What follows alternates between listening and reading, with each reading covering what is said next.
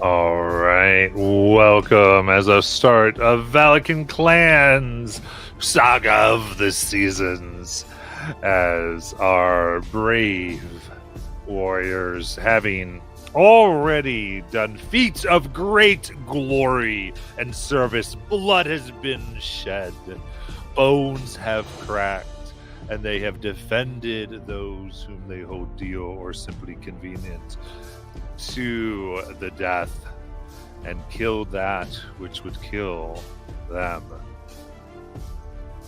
They have made it thus far, helping found the very village of Ragval and Clan Ragval, and still others, newcomers here, though each having done their part to be considered a member as the slow seasons wear on, with the hopes that they will become full, as this burdening clan, uprising in the harsh north, is of a difference, their chief having broken the bonds of blood themselves in order to form this.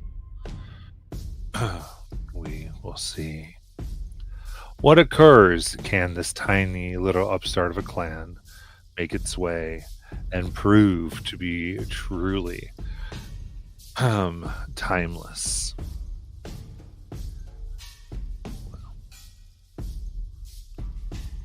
With that, today we will start as we get introduced to our various clan members.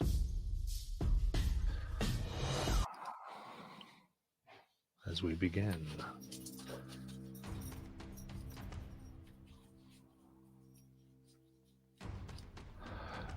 Dawn is bright. Its light reflects across the crisp snow and shines through the shuttles of your simple home. It's warm and cozy underneath the animal furs of your straw mattress bed. But this is no time to sleep in. The words that your village chief spoke at the Feast of Winter's ending last night, rising in your ears. When the next sun rises, it will be the dawn of spring, the dawn of the season of rebirth. All people of Ragvar village must work to make our young clan strong enough to survive the monsters of next winter's darkness, and to bring glory to our name when raiding ships sail in summer. At first light tomorrow, I summon these names, all greatest warriors and most cunning minds. Your name was among those spoken by the chief, and soon you find yourself this morning at the door to his hall with several other Valikans.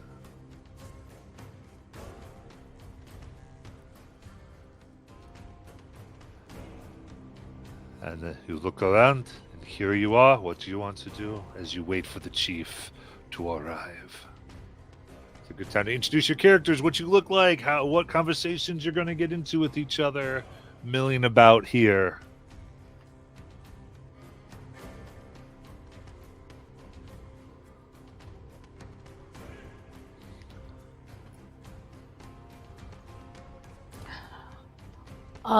Griff immediately notices Asphalt.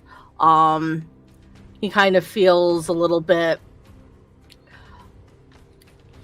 slightly protective over the kid because she's a kid, and one of the first people he really met in Clan Ragval. Griff is human. He's kind of in his 40s, 50s range. He has short hair that's tied into a bit of a bun at the top, and a really really kind of scraggly beard going on. Like most people who have origins from Clan Liguri, he has facial tattoos. What those might mean, you might not know. He's wearing armor and has a little bit of an assortment of weapons. And his pack is fully packed and ready. It has an unfoldable fishing pole attached to it, a fishing net, and you probably would know that most through the winter he had been attempting to find enough fish to feed some of the clan, but it's been cold. There's been slim pickings. He kind of like looks at Asphalt and says, "Hey, kid."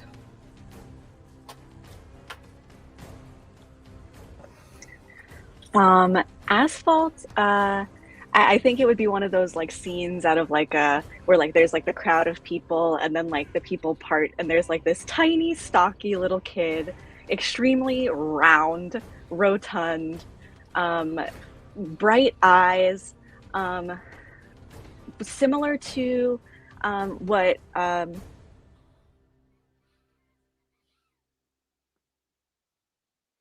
what? What? Oh, not me. I got confused. I'm sometimes called Bobby, and I was confused. Oh. Anyway. Sorry. Okay. So where usually someone from Clan Limgree would have like facial tattoos, Asphalt instead, she seems like all of her visible skin is kind of like dusted or covered in this like clay or chalky substance. And instead of having these tattoos just in that chalky substance, you can see different sort of runic symbols kind of carved along her face. For that reason, she keeps her bushy beard really trimmed, fine, and shaved. And she also has like an undercut going across the back of her head, where into her hair are similar like shaved runes and stuff. And so where a dwarf would be like typically all like ornate and decked out in their hair and their beard, she kind of just has this like vertical pointed gelled hair situation going on where all of the ostentatiousness is in an upward direction, so you can keep all of these runes and stuff on her face. And notably, she carries around this really disproportionate weapon. It's this huge shaft, and if you look closely, it has cloth wrapped around it, but if you look closely, she's clearly holding it by the hilt of a sword, but the tip of the sword is buried deep in this big rock boulder that looks like she has just excavated it out of some sort of ground, and she carries it around, and it's basically the size of her. And as this crowd parts, her eyes light up, and she's like, "Oh, Griff, hey, Griff!" And she's just kind of like waving in that way, like a kid waves, totally not the mood of anybody else around. And she's just so excited to see this guy who she thinks is the coolest guy she's ever met. "Oh, man! Oh, Griff, hey! Over here!" I'm right here. Asphalt. "Yeah. Oh, Yep. Sick. Wow. You know, I was so excited I heard your name. And it's just cool that you're here." Yeah. It's good that you're here too. I kind of don't get it. I mean, I did one cool thing. We'll see why we were called here. I'm not really sure. I'm kind of nervous. Wait, don't. I mean, I'm not. I'm pumped. I'm sure that whatever mission we're sent out on, you'll tackle it with the greatest of enthusiasm. Thanks. And Griff kind of just like does that awkward smile and like pat on your shoulder that he's proud, but you're very excited. And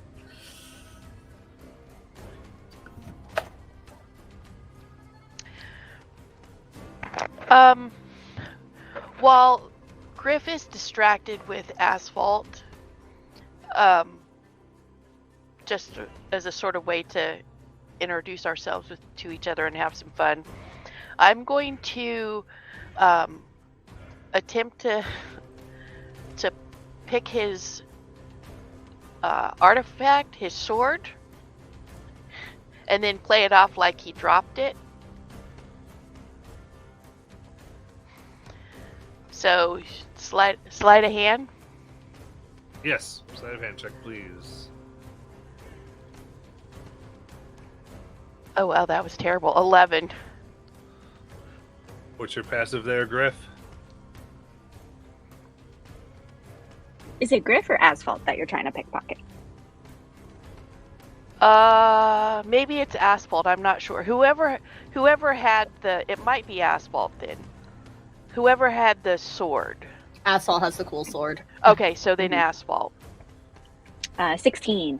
Okay, so you see this happening. I do think that I just allow it to happen.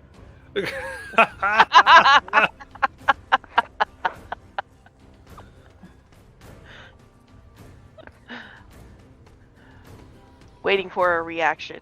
I do think because my passive perception does also be that a hand just kind of like slides out and then like places itself on your shoulder, and it's just like I'm looking at it because, well, I'm intrigued by it. Oh yeah, that's kind of people are super curious. I know it's a weird looking thing. I didn't mind. I'm sorry. I really don't want it. I was just curious to look at it. My name's Bjork. Bjork. Nice to meet you. Nice to meet you too. Do we know what's going on? I know we were all called here.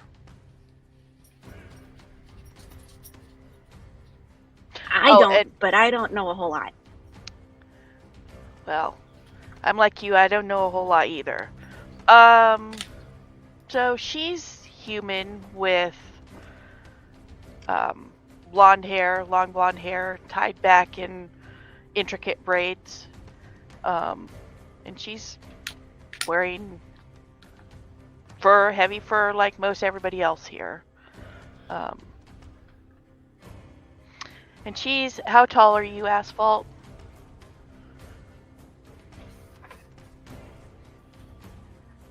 Four feet. Oh, well, then she is taller than you. She's 5'5".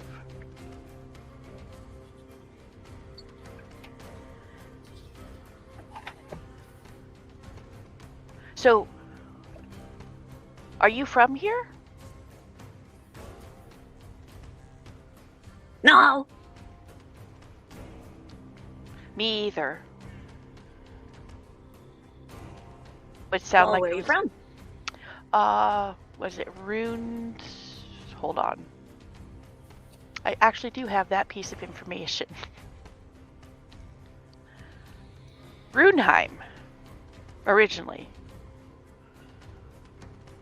Wow. What clan is that again, Griff? hang on, I'm scrolling. It's Clan Rune. Oh, super cool. I mean, me and my family, we do a lot of rune magic, but nothing quite as, efficient and beautiful that comes out of Clan Rune. Wow, you guys really know how to do your stuff. Yeah, I'm not very magical, though. I mean, it was okay being there, and everybody loves everybody, but I'm not very magical. As soon as you mentioned Clan Ruin, you notice this You're not really sure because they're covered completely in pelts from head to toe. You can see and on their face they have a mask. All you can see is their eyes, and it's like a sickly yellow color. They just begin to inch slowly away from you.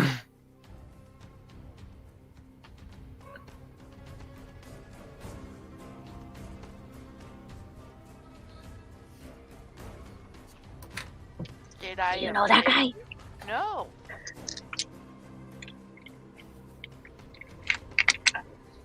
He just looks around, his eyes just seem very anxious.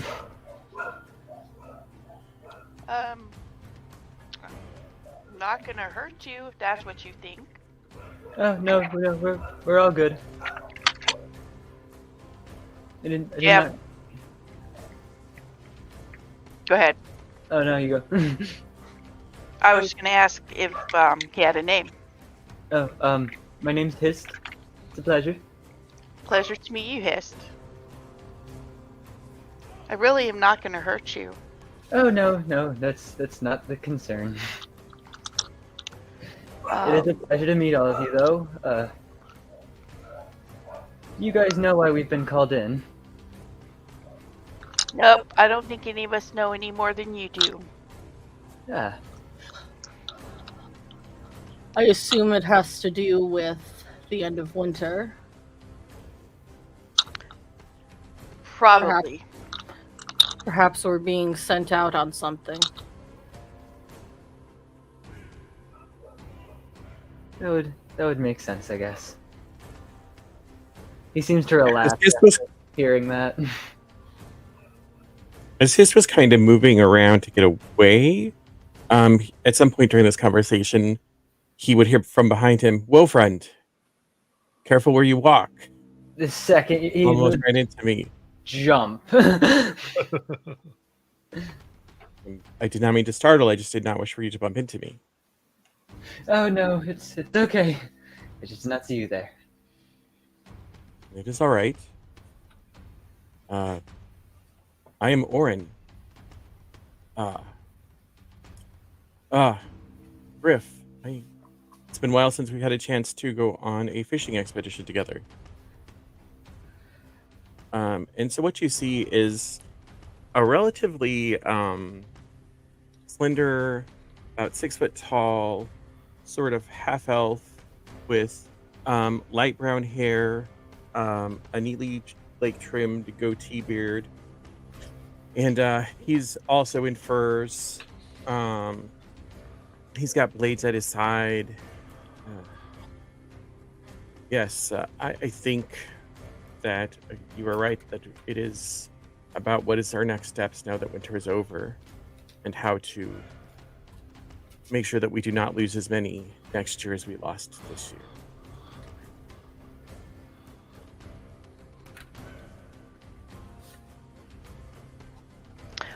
Well, that would make sense.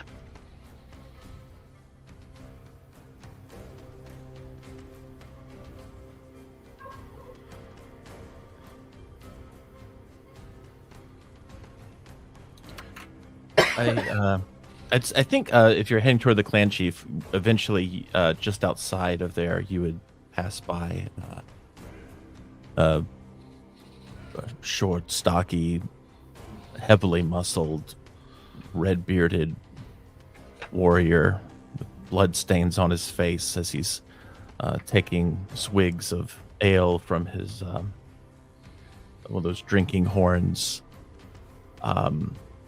And he's sharing stories with people as they kind of pass by, and kind of laughing to himself with a few others. And some of the people he's laughing with either seem like they're laughing just to humor him, or because they don't want to cause any problems. But he eventually would catch sight of you all and then stand to his feet and start putting the horn away.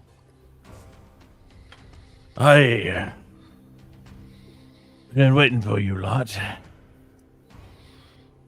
I don't know if we've formally met or not. Kolbjorn's what they call me. That means black bear. Want to know why? Not really.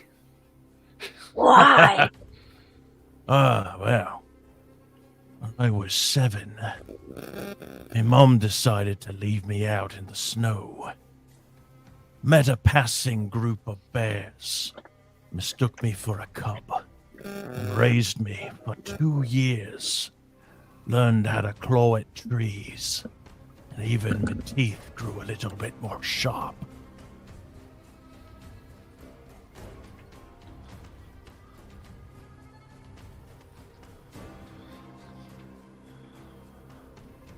Wow.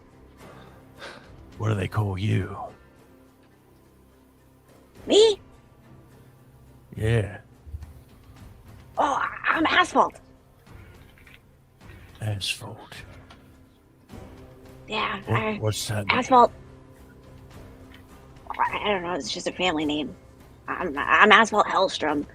You probably recognize the last name. I mean, you probably recognize my brother. I mean, everybody knows my brother, Halvard. Well, I mean, the Bergman. I don't know. People usually seem to get it when I give the full legal. A man who's a bird. Like No, Berg. No, Cole, Berg. Go, with a G. Yeah, a golden bird. No, Berg. Like Oh, this iceberg. guy. Oh, he's an iceberg, I see.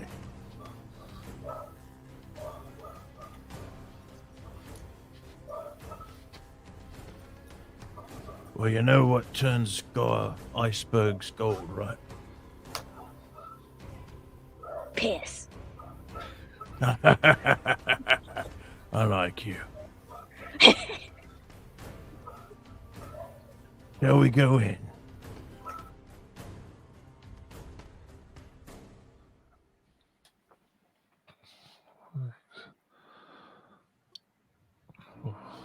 In that case, gathered here, the door of the longhouse opens, and a bear of a man, broad as they come, draped in furs and maned by black hair and a bladed black beard, enters. 3 others are with him, another bearded man, the village blacksmith, a small mousy-haired woman, the village shipwright, and a tall, brawny-haired elf woman, a great warrior of the village. He says a few quick words to the 3 before dismissing them and turning his sharp blue eyes upon you. My brave Valikan warriors, his voice is hoarse and booming. Today is the first day of spring, and I've gathered you to help transform Ragval into the strongest and most honored clan in Valikan.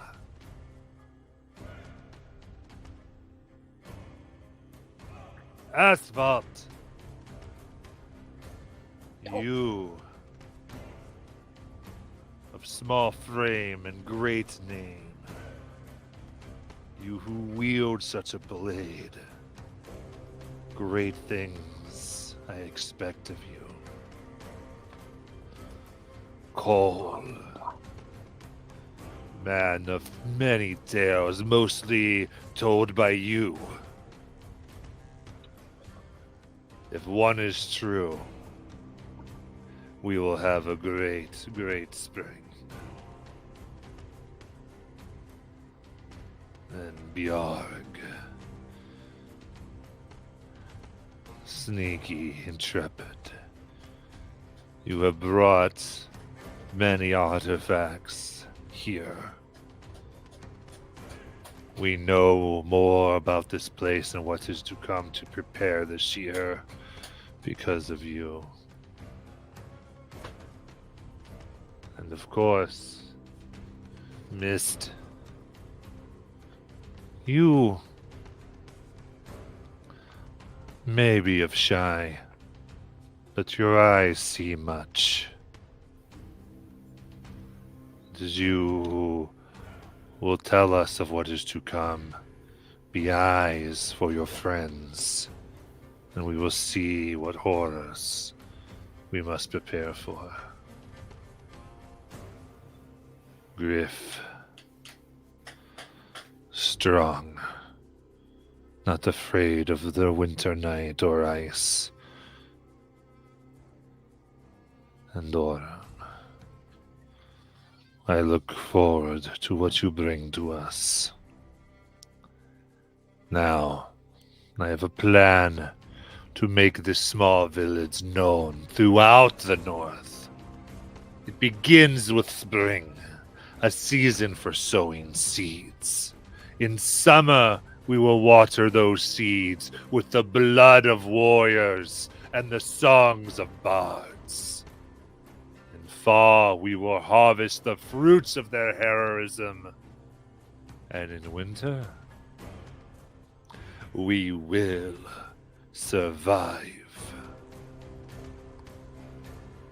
Spring is the season of rebirth.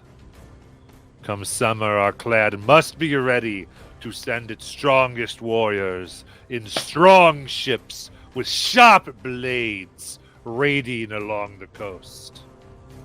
I am trusting in your strength and cunning to ensure that we are prepared for the raiding season when the last of the sea ice melts away.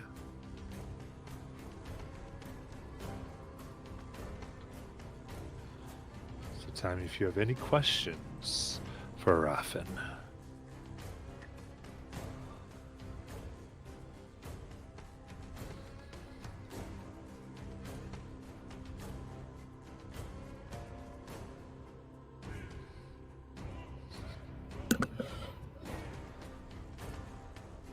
Where would you have us begin? On to it. Now, though you may have roles in this village as farmers, fishers, or crafters, I wish for you to help the other villagers resolve their problems while doing your bit of your assigned role. I've received requests for aid from several Regfall clan folk, and I think you are well suited for the job. You'll be rewarded, of course. Benna Stonebreaker, a matriarch of this village and a pillar of our community, has reported that thieves have targeted her family farmstead. She needs help tracking them down and retrieving an heirloom. Also, Mildreth Quickshot, our best hunter, has reported that the elk herd her hunters plan to snare have been found dead, mutilated by some beast.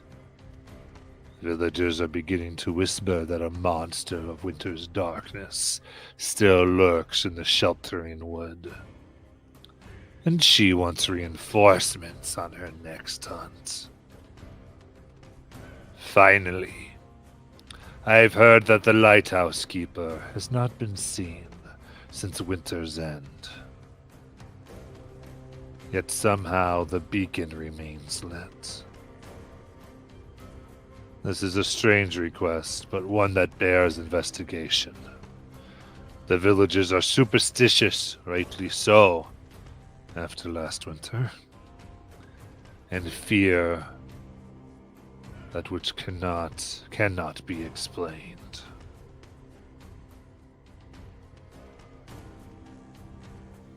I leave these to you.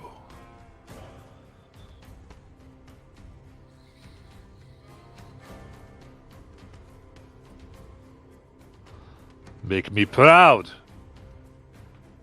Yeah! Yes. Beating his shield. Ah! Ah! Ah! Griff kind of like does like the beat on the chest of his armor kind of thing. Hist is looking down, talking to himself. Oh dear. Do not look at the ground to look up. Hist. Do not indulge in the warmth of spring. Pups that have never known winter don't join the hunt if they can't prove their strength. I sailed here in the winter, sir. That was an easy one. he wasn't looking down, sir. I dropped this, and I pick up a little pebble or something. And he was just because I dropped it. That's why he was looking. So he's really a proud warrior. Don't read into it. He smiles.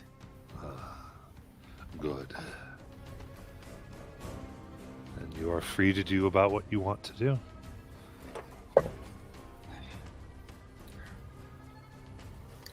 As we leave the longhouse, Griff kind of like turns his head a bit because the others can't see it, but he's reacting to kind of like a voice speaking to him, saying,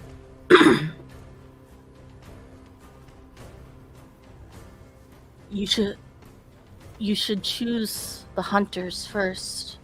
Food is more important coming after winter. And then Griff kind of like turns to everyone else and we should probably look into the hunters first. Especially right after winter, food seems to be the more important thing. Oh, you're not scared of a little lighthouse ghost story, are you, Griff?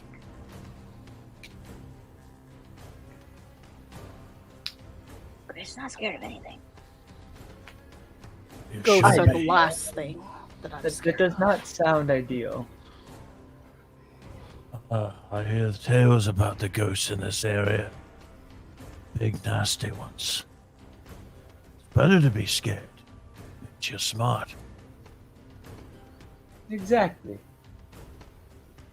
Farmers it is.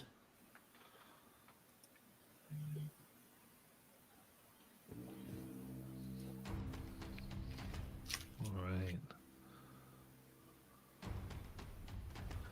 Orin, you look confused. I am. There was discussion about the hunters, then the lighthouse. Then he said, all right, farmers first. I admit I'm a little confused too, Oren, but Griff looks pretty smart.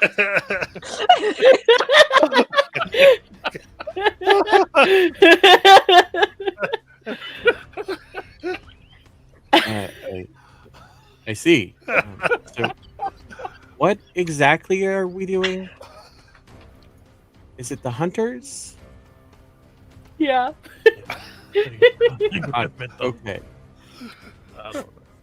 Hunters. That is a good call. Food will be very important. You're right.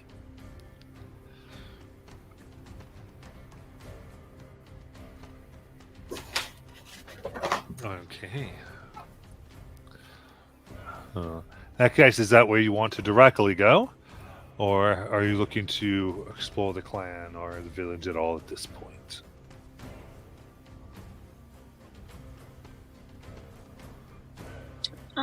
I would like to explore. Because if we're going to be going away for some time, I think that I would need to tell where I'm staying that I'm going to be out for a bit. And in my mind, Asphalt is working out of like the potters, the clan potters, and Asphalt is trained in potter's tools. And I think Asphalt has sort of been like apprenticing, kind of, sort of like lugging like the debris and stuff out, and she just wants to let whoever owns that store know that she'll be away on a mission for the chief, and she won't be able to work for some time. You said that's pottery? Yeah. I do have I wrote down, I don't know if this is who it would be, but from the book, my contact is Gunvar Grindelson, Okay. the Bond NPC for merchant people. Yes, yes.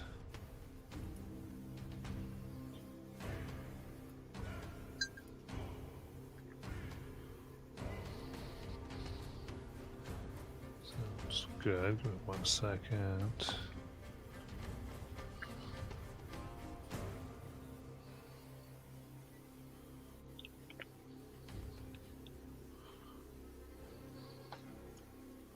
Okay, so you said Ganvar there.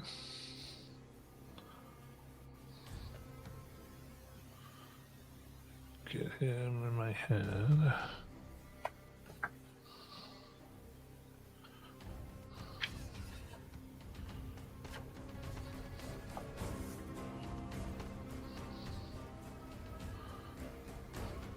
Okay, so it's, you said Gando Grindashatter?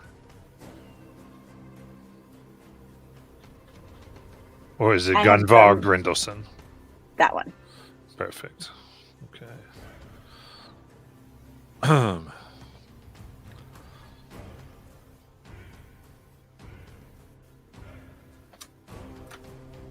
All right. To approach, you see the shimmering bronze scales of this dragonborn, carrying a large pelt of a winter wolf, fangs still in, keeping him warm in the chilly spring.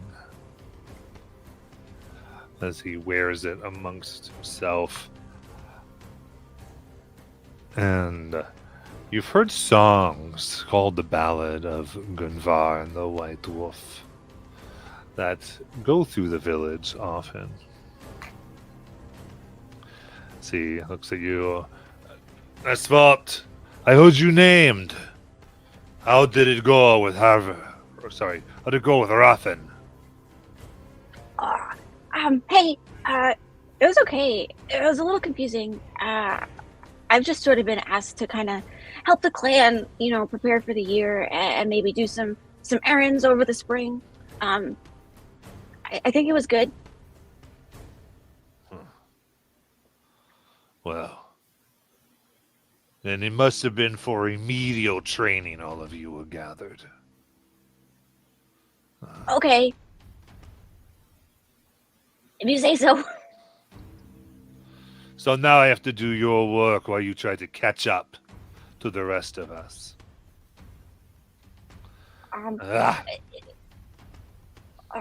Dang. Well, it should really only be temporary. And I mean, I could probably work a little extra before we leave if there's any, muck you want me to pull out or any firing you want me to do. And I know you helped get me the job, and I'm really grateful for that. I don't want it to seem like I'm ungrateful. Yes. Well, maybe you and these other failures of trials can clean out the muck. We have had quite an issue. Clean that out, and then maybe you can do this catch-up work. Right, okay. Yeah, I'm on it, boss. You got it. Good. Kind of puts the white fur coat around his self. Looks all of you very sneeringly and goes upon his way.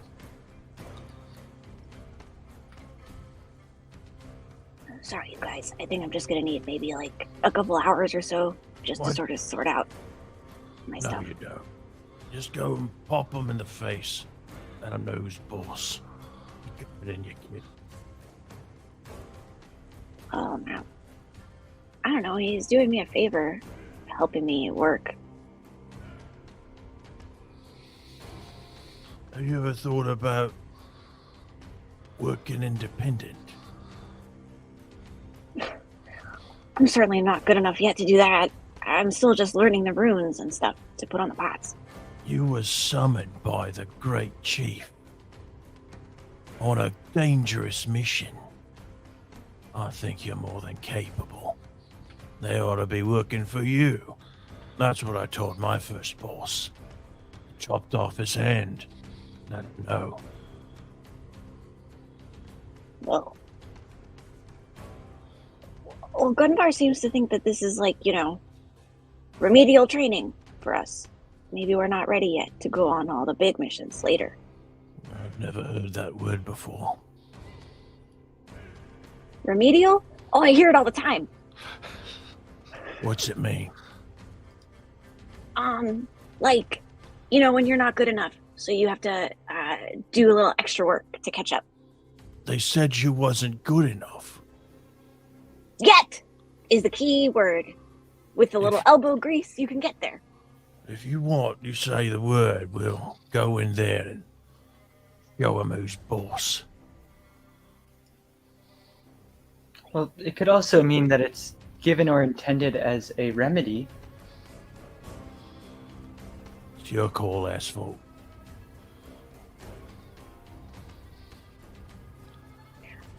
Then I want to keep things status quo. Absolutely as they are. Ruffle, zero feathers. Thanks. Cole has no idea what words you just. I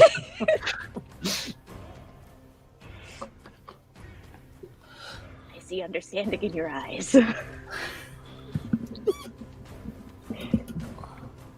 If you really want to do this, Asphalt,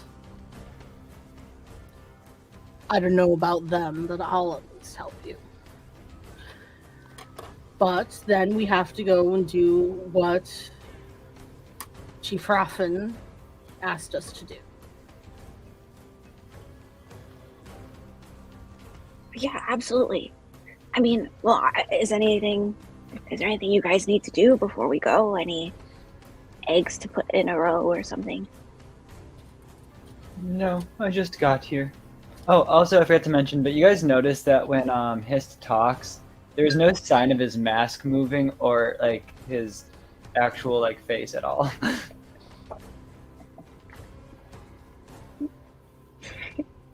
Aiden, you still have the kiwi elephant up from Monday Blue Rose, and it just sends me.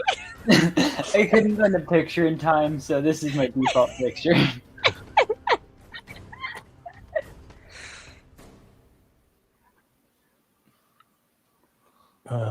I'll sit down and have a drink while you catch up.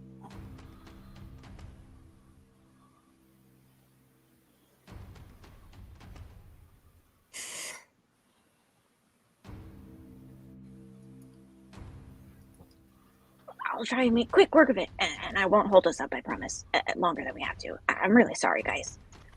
And I'll start trying to move the chips and... Do not apologize, and I will also help. There is no small job in the village. Only together can we survive the winter. I'll help as well. That'll complete your task faster and get us on to our tasks next. There's no need to apologize. Of course, you'll have to show us what we're doing. That's really fucking groovy of you guys. Great. Yeah, okay. You just gotta... I mean, the chips, they get recycled. They have to be ground down over here. And then, I mean, the water gets added later. Don't worry about it. And then all of these, you have to be really careful, but they have to be put inside the big pot. It's kind of like a kiln. You don't need to know what a kiln is. But anyway, it's going to get fired. But the firing happens later. We just have to be really careful when we move it because they could collapse. And if we don't do it really fast, then they won't fire properly and then they'll crack. But don't worry, it's not super complicated or technical.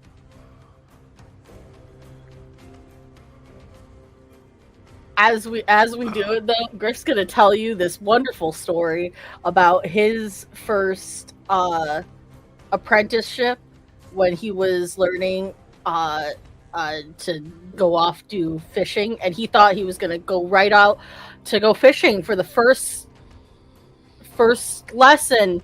No, it was untangling nets for 10 hours straight.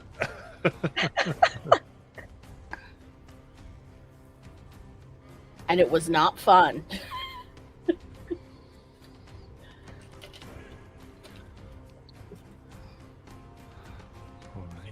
That sounds quite tedious.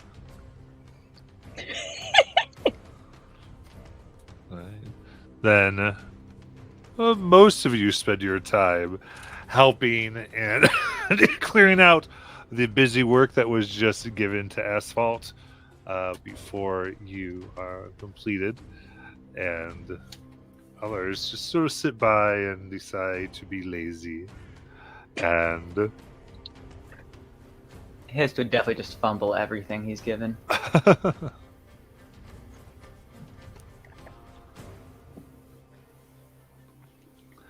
in that case, With that, you're able to continue. Now you are in the South Shore, so you cross the bridge over the river to North Shore of Ragval Village, split by a river itself. And you find the hunter cabins very quickly. It's where the hunters will stay off in between when they just need a few hours of sleep without troubling the village. You see a woman who you know as Mildreth. She has deep leaf tattoos within her face that have been carved in and then blotted green. She is a somewhat small gnome, but wears a very stern expression upon her face. She's stringing a bow outside her cabin. Before you have a chance to announce your presence, Mildreth quickly turns her gaze upon you. About time the chief sent some folks, she says instead of a greeting. She leaps up from the tree stump she was sitting on and heads to the nearest cabin. Come into my place so we can discuss matters there. And we're sure this is a trustworthy woman. Yes, I've worked with her for many months now. I'm just making sure. If a clan does not have trust in each other, then the clan is destined to fail. Very true. Let's go. The 7 heroes would not have succeeded if they had not worked together. Also, in his said that it didn't seem more that he was agreeing with you. It seemed more that he didn't want the confrontation of this.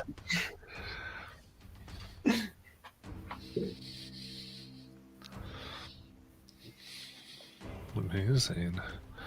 Then you go in, and once you're inside the cabin, I'm sure Chief Rafen of Scare has filled you in on the basics, so I'll get to the point. There's a monster in the woods. You're going to help me find and kill it, so that it stops tearing apart the elk and scaring my hunters. I trust that you are up to the task.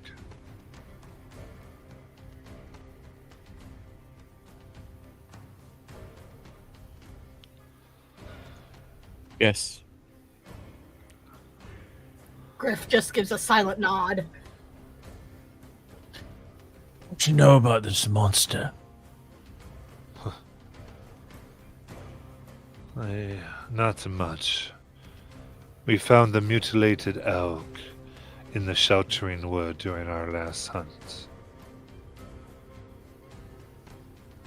They were in the Elgaraths, near where a group of hunters vanished during the winter.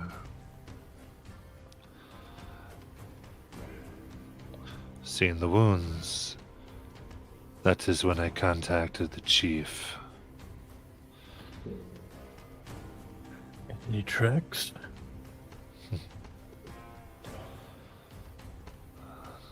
I put the hunters back before we had time to move.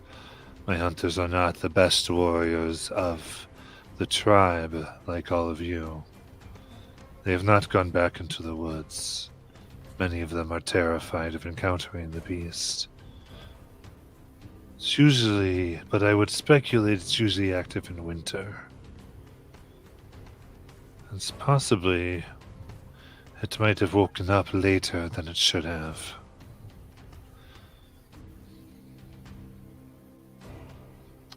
Again, any prints, tracks? As I said, none that we were going to look at. My priority was to get the hunters to safety.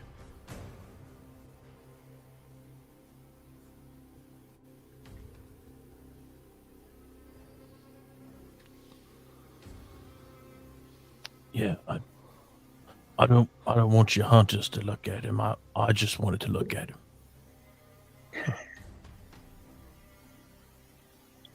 Looks at you strangely. Well, maybe we'll find some when we go back in. There's more than one. I don't know. Hopefully just the one. If there's more, we could be in for trouble. Now, are you with me on this? I'm with the chief. Chief wants us to do it. So, yeah. Splendid. Mildred's posture relaxes slightly. Well, when we saw the elk last time, we didn't stick around for so long. I think our best lead is to go back to where they were first spotted. See if there is anything left to go off on.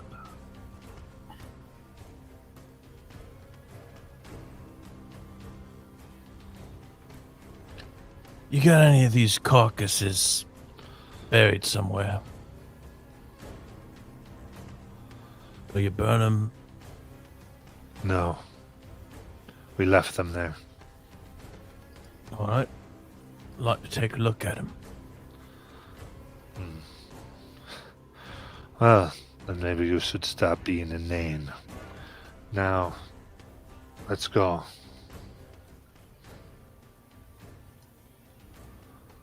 The hell is a name? It's a compliment. Don't worry. Why don't you just say so? Gets up. Heads out. Anyone else? Gonna go along with him just to make sure that he doesn't figure out that it's not. Follow.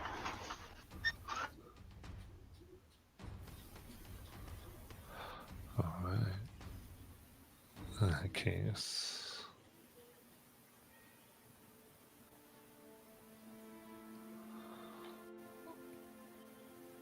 Going through the sheltered wood, you soon come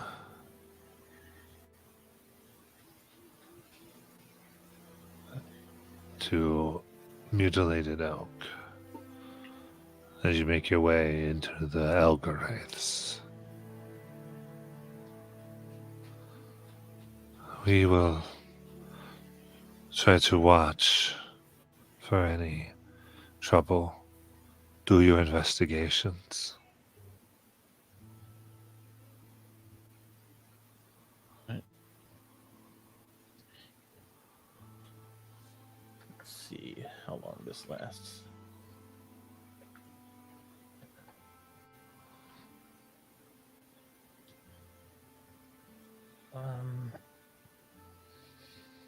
I have a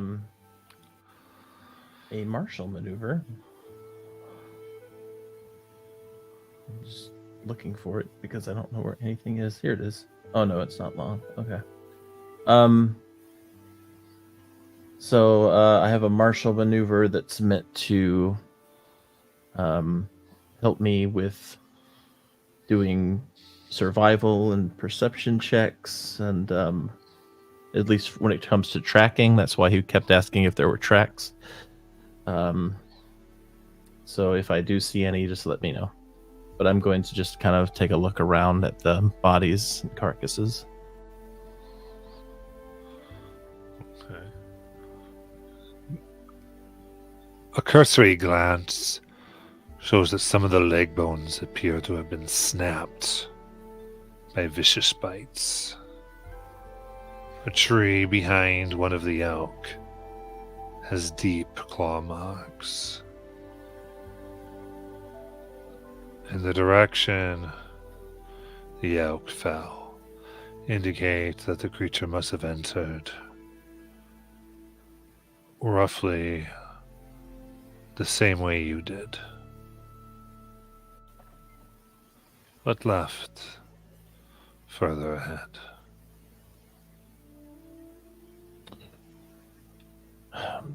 About how much force would it take to snap one of these legs? Quite a bit.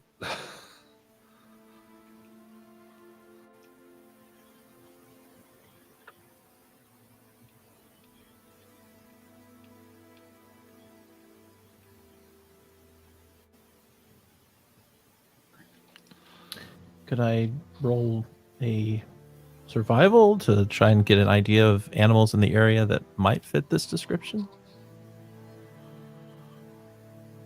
They could do this, I mean. That could possibly go ahead and do this. Maybe. Yeah, go ahead and make a survival check if you want. 15. Okay.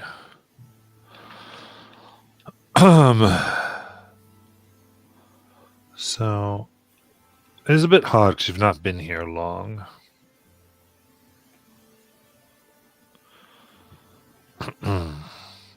And sorry, my just lost its place here.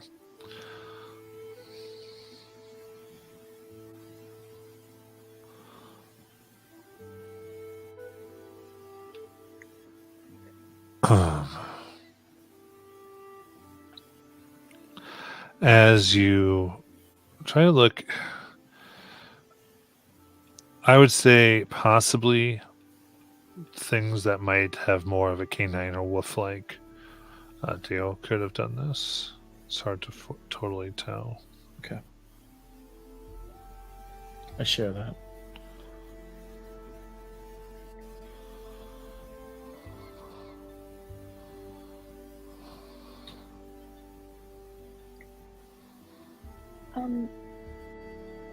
Just sort of getting a sense of the environment.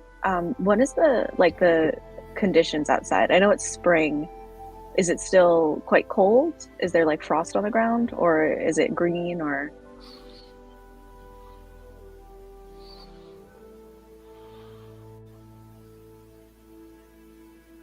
yes, there's still like light frost, but winter's clear. It's spring, but it's still cold.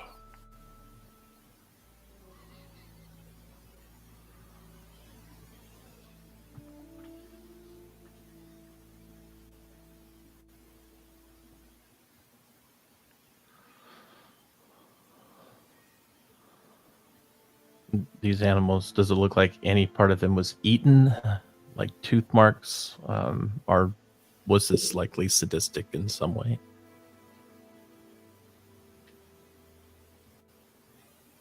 So we can make investigation or nature.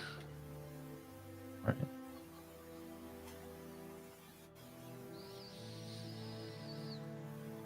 right. 7.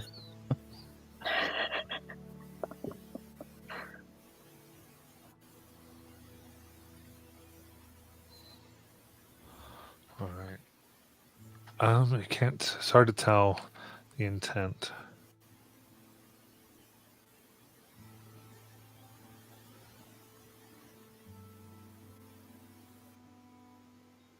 Can I turn and look to see which way it went?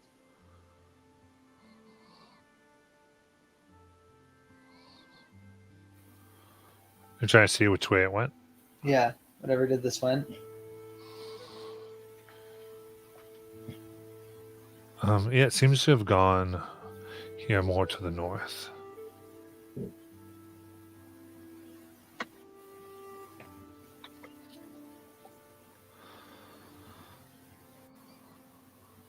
Well, we might as well follow.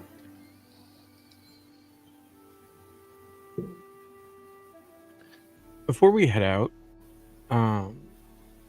Warren would like to look at the wounds and see if determine if the creature is natural or unnatural. Sense, maybe by an Arcana check or something. Sure. Can I help him? Yeah, that's fine. Help is advantage. Yes.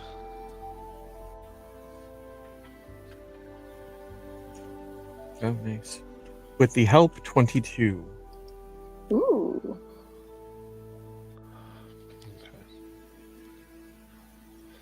Looking carefully at what the rest of you are able to figure out, you don't find this to be particularly arcane. Okay.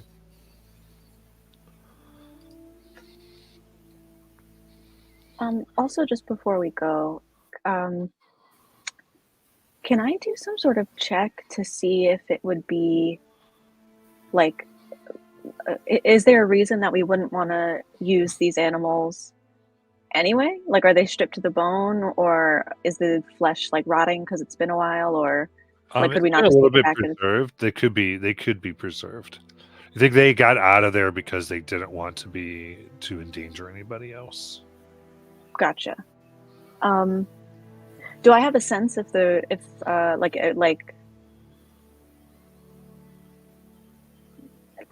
I don't know anything about survival stuff.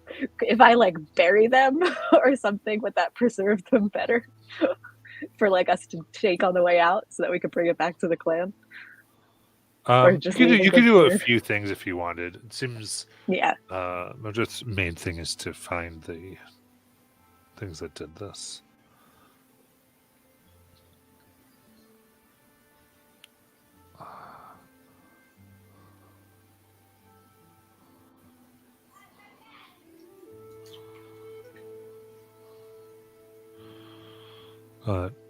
Looking more around here, just to give a more of a visual, and where these are in this whole area, there's rough stone paths that wind through thick underbrush, skirting the edge of this foreboding pine forest that is rumored to house xenophobic elves.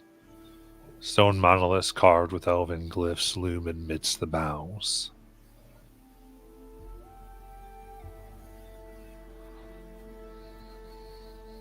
But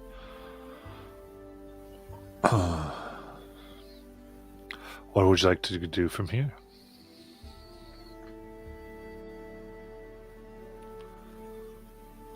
So just so we're clear, they do have tracks of this thing. Mm-hmm. Yes, tracks lead north.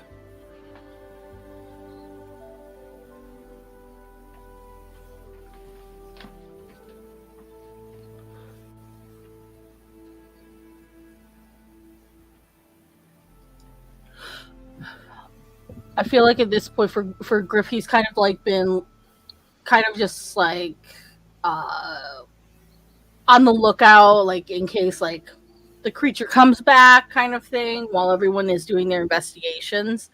And then like the voice kind of rises back up, almost like a prickling on the back of his neck, saying, "Follow the quarry." And then he kind of like turns back to the group. "We should follow the tracks. We shouldn't let it get too far ahead."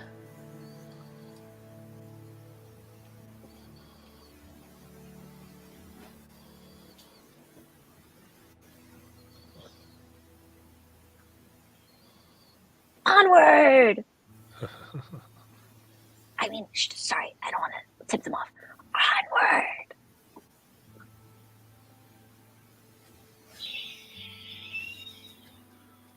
All right. In that case, you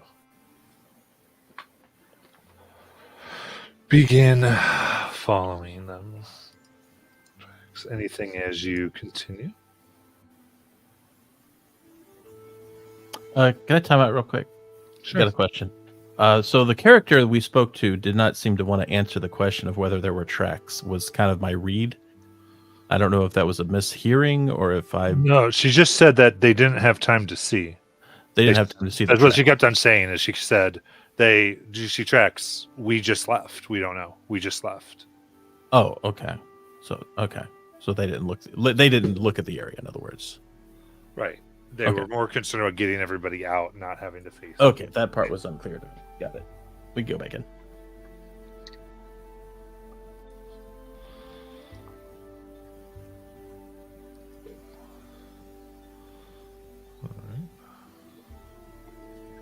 Oh, have you ever killed a wolf before?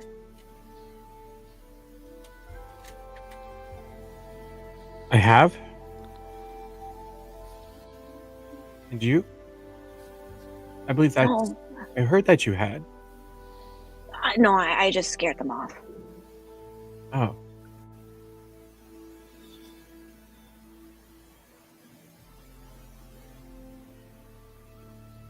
And save folks, right? I think is what I remember hearing. Yeah, I had ran into them. It was kind of towards the end of winter, but you know when like the cold is really biting, and there was a blizzard out, and I just started hearing these noises. The wolves were hunting, you know.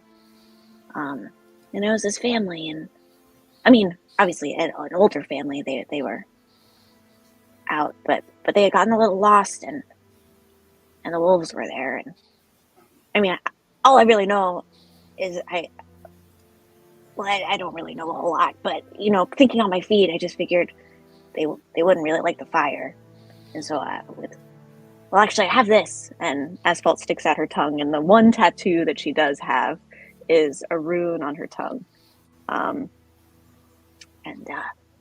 it's something that my people gave me when it doesn't matter anyway. I blew fire at the wolves, and they ran away. That was quick thinking and good thinking. And the thing that I know about wolves is they will always present you with another opportunity to have to kill them. For many things fight for the resources here. That's true. They also make really good clothing for warmth. Yeah. You're really wise, Orin. I've been lucky to live the years that I have. But there are wiser. And there are others You who remind me of my... have not lived as... We're not able to live as long. Yeah. That's really true. You remind me of my teacher back home. He always knows Oh, exactly what to say. well, I can only hope that I always know what to say. I can't promise that that will always be true. That's also something you would say.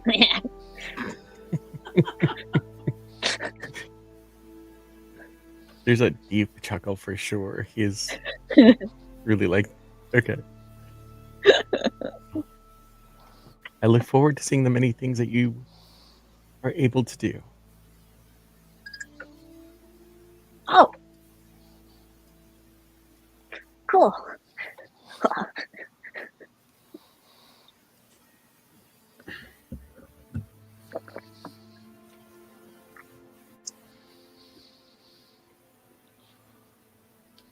Another thing about wolves is that their meat is incredibly strong flavored. You need a pretty heavy marinade to get some of that flavor out.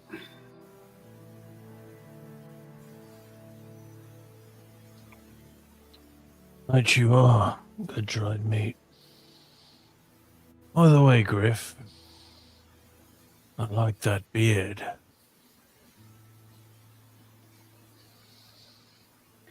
Griff kind of like rubs down his beard a bit and looks at yours like, yours is pretty fine too. Yep, we're gonna be good friends, you and I. I ever tell you about the epic beard-tangling duel I once got myself in? Me and a bitter rival, beards got caught together, ended up circling one another. Terrible fight. By the end of it, we were making out.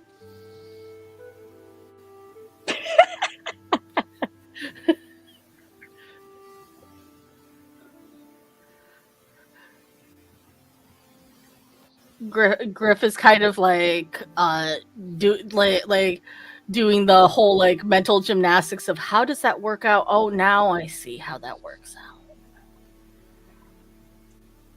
I'm just saying, if you and I ever get into a tussle, but I hope you're a good kisser.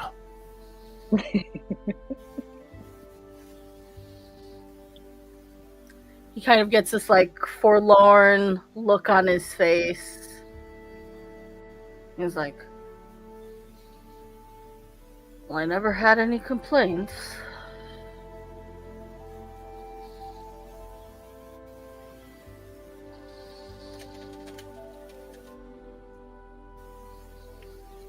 And kind of like gets like really kind of like morosely quiet after that. Cole will remember that.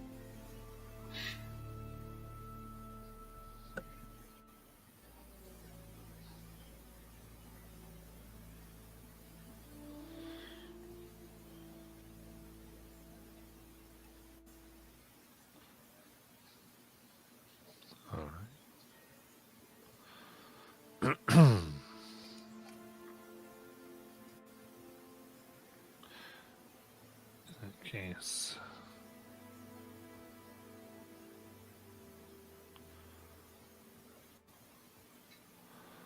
Following the tracks, you come to a cliffside of dark stone that opens to show the gaping mouth of a cave. Inside, the air becomes alive with the grunts and howls of wolfen predators. Peering. There's 5 of them, Mildred says in a hushed voice, readying her bow. One's big. The matriarch of the park, I think. Time to take them down once and for all.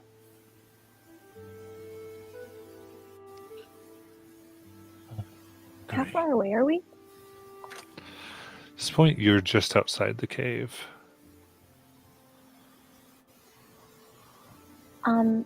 Asphalt is gonna kind of crouch down and sort of run her hand on the ground. And I'm not doubting our ally. I'm just being doubly sure.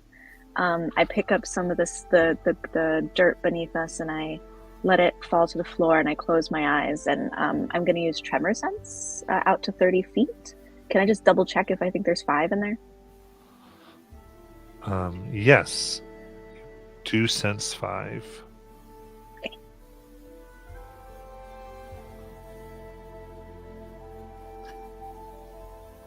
I just kind of look at our guide, nod at them, say, I agree, and then put a hand on their shoulder.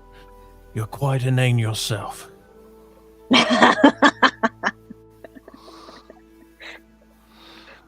Nods. Are we sure we want to try to fight them in there, or should we spook them out?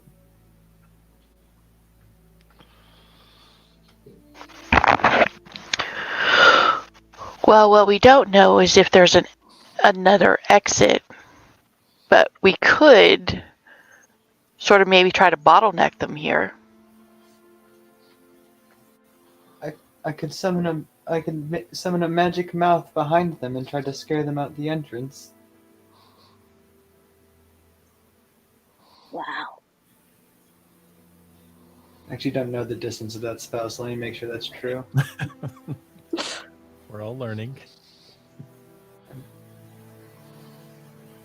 That's 30 feet, so, I'd have to sneak, but...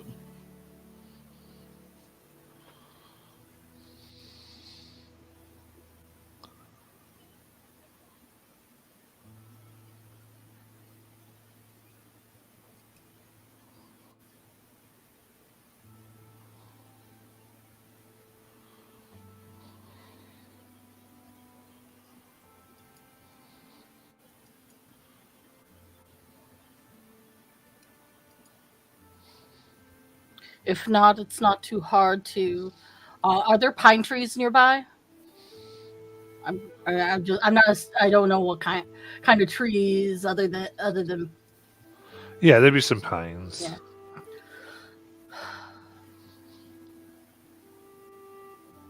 Pine tends to produce a lot of smoke. Could get a few sprigs and tie it to a torch and smoke them out.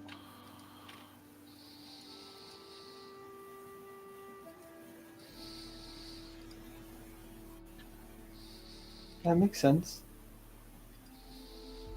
I reach into my satchel. I have some dried meat on me. It's part of my job, collecting such things. If you want to use them to try and help lure them out. Should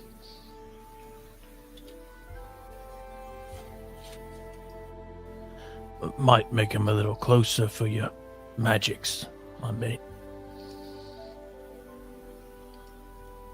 that could work.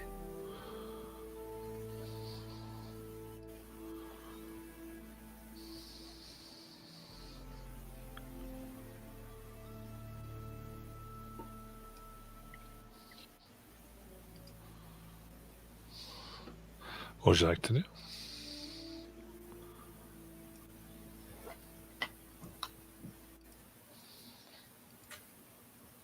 I think the smoking them out is the best idea, but maybe. Or, one sec, sorry. Instead of talking out of character. We should. Sorry, my brain just kind of turns on and off like that sometimes. We should probably just smoke them out, but if someone could sneak in and just make sure they don't have a second exit. Because if we flood in smoke from the front, then they'll just go out the back. I look at Bjorg. What about you? What about me? I don't know, you seem kind of sneaky. You don't talk a lot. I observed. You're right. Sure, I can attempt to sneak in and see if there's another exit. Let me try. I guess I'm gonna sneak into the cave, see what I can see. Okay. Oh, hold up. Before you leave, I will cast invisibility on you. Ooh. Does that give me advantage? Um, Oh, I was asking Matt, sorry. Yes. Okay.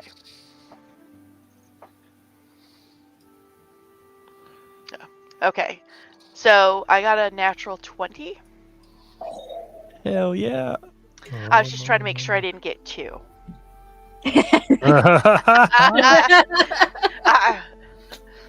That's insane. So I got a 27 and a 22. You were so chill when it happened. Sneaky. Just a nat 20. It happens. Typical Alright. Tuesday for me. Sneaking in, you see the wolves look starved, very tense. You can see there's the largest one has some arrows in their back, but they all are large, around 10 feet from shoulder to shoulder.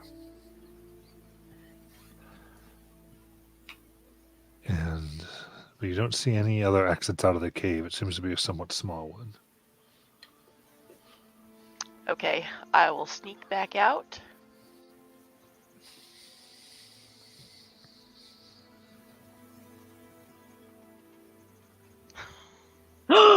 Shut up.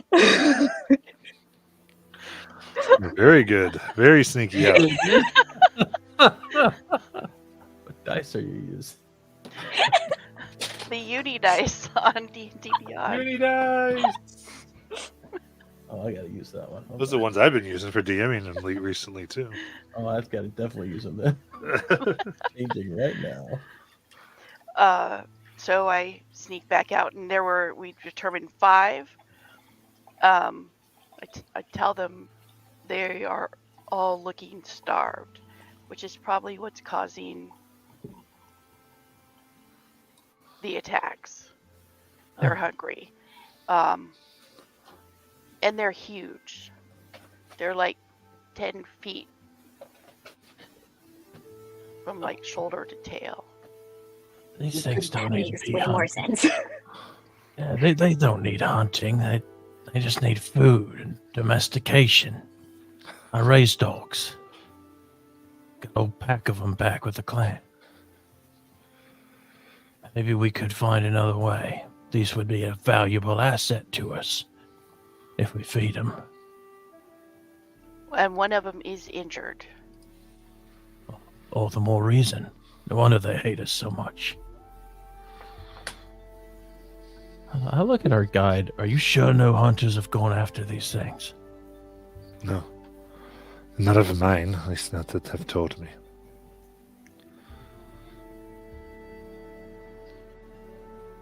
Got a We soft could- spot. Oh, go ahead. We could try to trap them in with some logs and bring them food. They Yeah. can't rip us apart. Like I said, I've got dried meat on me. Probably not enough to feed the big one, but definitely the smaller ones.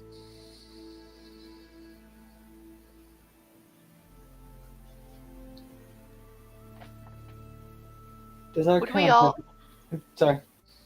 No, go ahead. Do we have the extra supply For what? Of to be able to feed them? if I go back to my dogs, I could probably, scrounge some up. But what I keep on me is usually about 10 pieces. Well, I think his means on an ongoing basis. Oh, That's 5 Yeah, more so- mouths to feed. They're quite Oh, big. well, yeah.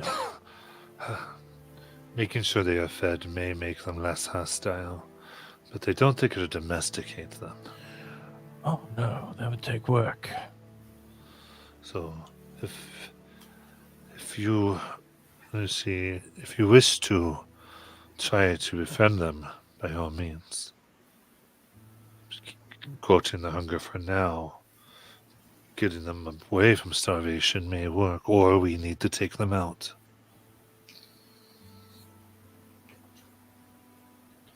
But go ahead.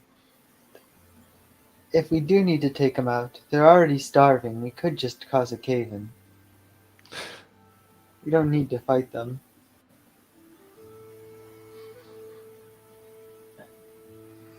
How far back were the elk that we left in the clearing? A few miles.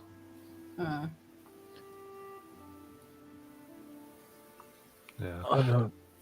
I would say you probably have your work with the wolves here, or the or attack them, like engage them. Trying to maybe cause a cave in might be a little rough, unless you do something that does it instantly.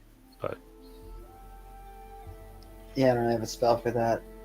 Anybody have any magics to let them talk to these animals?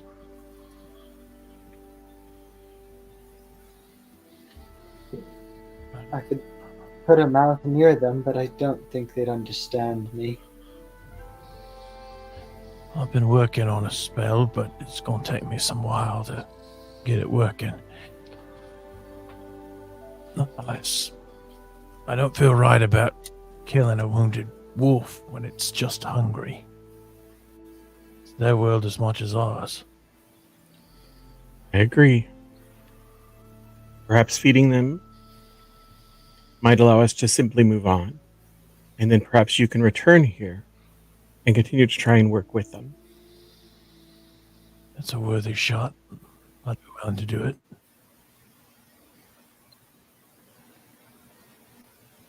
Any other thoughts?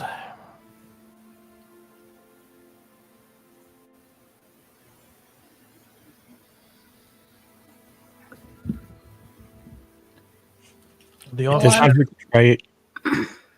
to try it your way.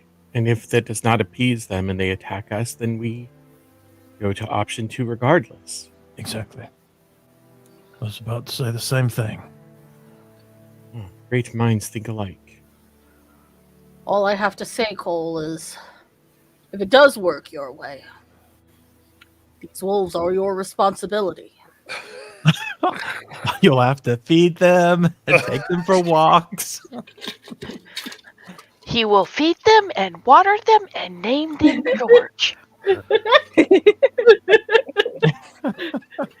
He is going all like dad mode right now.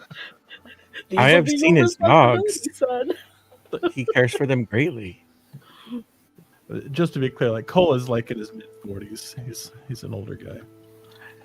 It doesn't matter. I know. It doesn't matter with Griff, but you probably got Dad, the personality type. Griff has his wife whispering in his ear. Make sure he understands.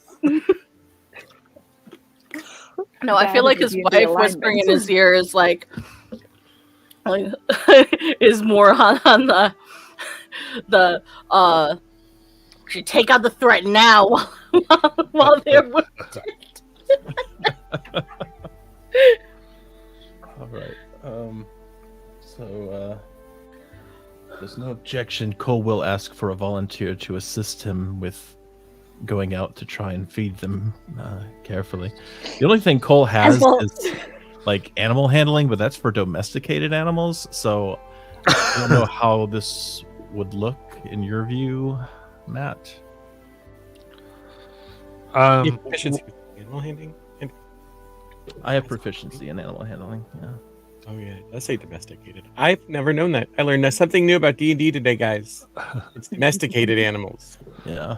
I think it's a But persuasion check. with otherwise, right? if you're bringing with food, then I would allow animal handling Okay.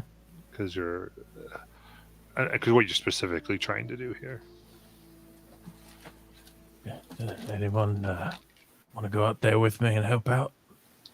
No, pick me! Pick me! Me! All right, Asphalt. If Asphalt's I'm not going, good Griff is going to be behind him every step of the way. Friends, the more of us that are there, the greater they will feel threatened. Yeah. I understand you have a desire to protect Asphalt, but they were chosen to be here with the rest of us. They need time to prove themselves. So allow the two of them to go and we will not be far. I'll make sure they get to me long before they get to Asphalt.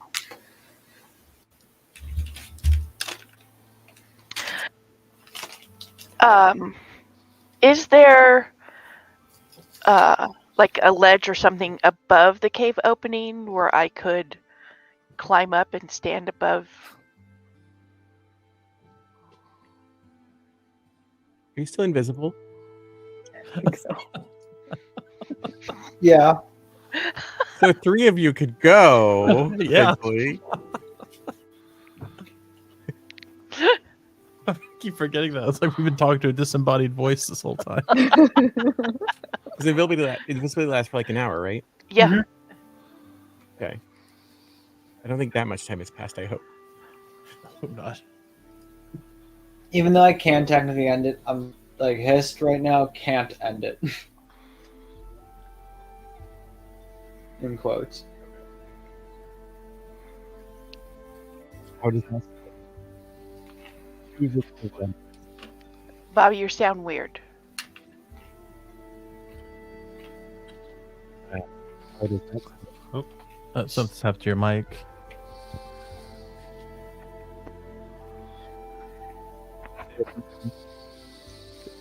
It's like you're underwater or something. It's kind of weird. Oh, that was a Okay. little better. There you are. Is that better? Yes. It literally did nothing. Anyway, what were you trying to say? I said, then how about two go who are visible and one goes who is invisible? Okay. That way the extra protection is there if needed.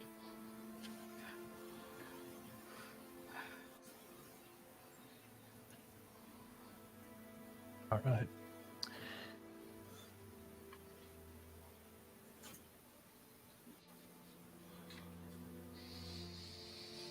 Okay. I'll prepare the meats to bring out. Okay. Anything you want me to do, Cole, I got it. You just you tell me. Are you invisible, Asphalt? Me, no. Okay. Here, I want you to, because you're smaller. No offense, I'm a small man myself, but yeah, I want you to hold on to these, and I'll hand you half the meat. I'll do the difficult part and get the closest. All right, just follow my lead. Don't make any sudden movements. Canine like this will only mostly be disturbed if you come off as too aggressive, but you also don't want to look weak. Okay, not aggressive, but not weak. Got it. Like Griff. I'm gonna channel Griff. All right. Whatever you do, don't close your eyes. Okay. I'll keep one eye open the whole time. But don't stare at them too long. If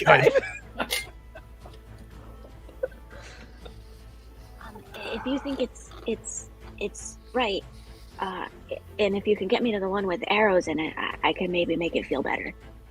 Yeah. Let's see how they respond to us, and then I'll have you move ahead with that. Yeah. Okay. Everybody else, just be prepared for this to go south. Matt, is there a place that we could stand that's close but is downwind so our extra scent doesn't aggravate them? Absolutely. Can kind of. Okay. I'd like to try and move us into a position that's that.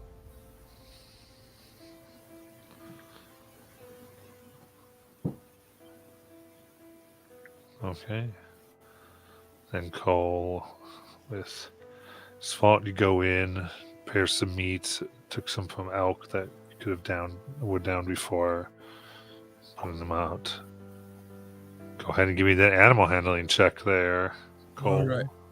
With help from Asphalt. So how does help work in this game? This would be an advantage. Okay. Here we go. Moment of truth. Natural 20. Ooh, Ooh boy! 24. Music new. Exactly. Good. As you see now, these each wolf like 10-foot wide shoulders, enormous, towers over you. Like, one of more brownish red fur. The matriarch comes down, licks the meat, and then tosses it to the rest. And they nod essentially at you. They begin eating. And with them in my eyesight, I kind of move my hand over to Asphalt so that I can guide them over to assist with the arrows. And kind of, I'll try to calm the animal with my hand while this is taking place because I know this is going to hurt. Yeah. Then Asphalt, give me athletics or a sleight of hand or medicine to get these arrows out. There is an inspiration in chat. Sleight of hand. Okay, I'm going to do medicine. Let's see, if you're not good at one of those, I have no apologies. That was a lot of choices. I'm going to do medicine, and then, yeah, let's use the inspiration. Okay, that wasn't in my tray. Oh! What happened? Would anybody believe that I rolled a natural 20? I'll send you a picture. Every game. Yes. Natural 20, natural 20, natural 20. Well, I can't wait. Oh, no. That means something bad's gonna happen at some point, man. All this luck. All right. In that case, you grab it and comes out as there's a slight yelp. And from all you can tell, even Mildred comes out, says, I think they are okay. And you take some time now, and you get them a few more elk, and you get them enough food. And it seems like their over aggressiveness is done.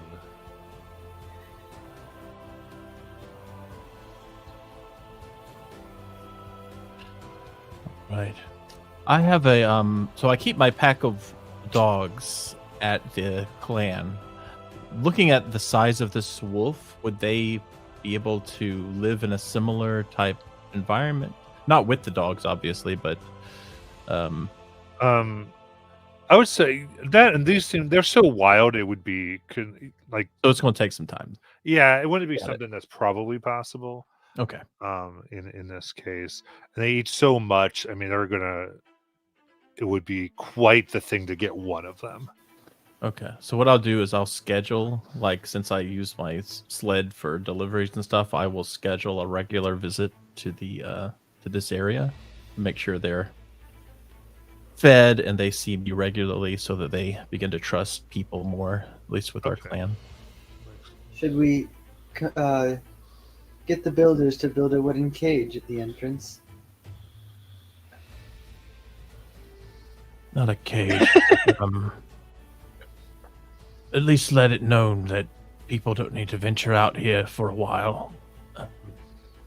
Until, the wolves are more comfortable around us. So they do seem to get it pretty good, and you can see that there's been a large amount of trees toppled in the area that you could report back. It's quite possible, with you all leading, you might be able to get some timber from here Oh, nice. without too much work.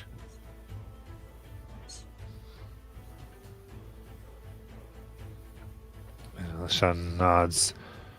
She goes, "This is good. If a place to get things, my hunters will be emboldened, telling them that we have, say, calmed the fierce beasts here for now. We should go back and tell the village to celebrate, yes?" Yes. Let this day forever be known as the day that we were quite inane.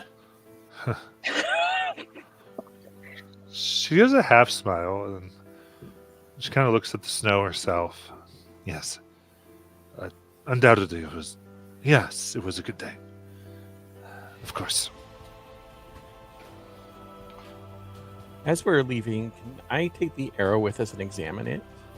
Sure. Is there anything that's distinctive about it? It might tell us who had fired at the wolves. I'd say you're able to look at, does appear to be elven.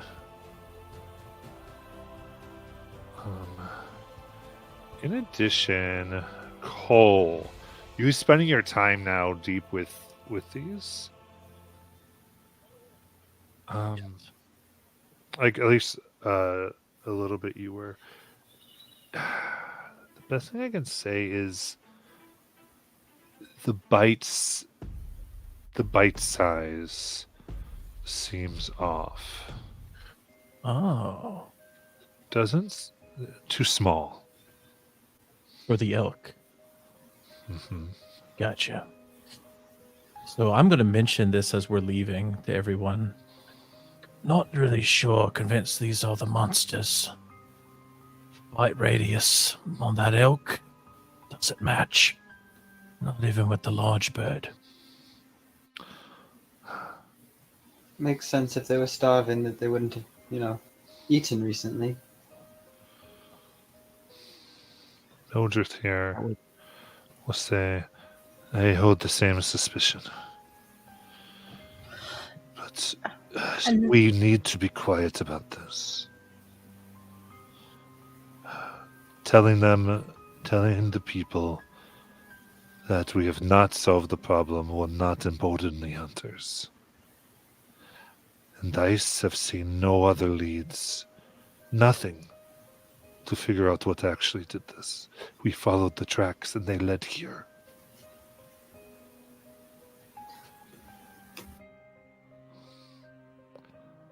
As much as it might put a hunter in danger, If we don't hunt, the people will not eat.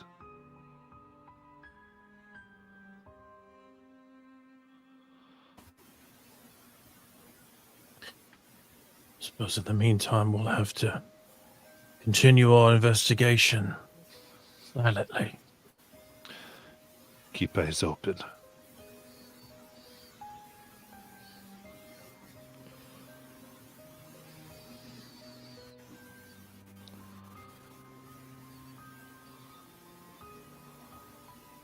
We could tell the people to report if they see any more of the bite marks and claim that it's the wolves.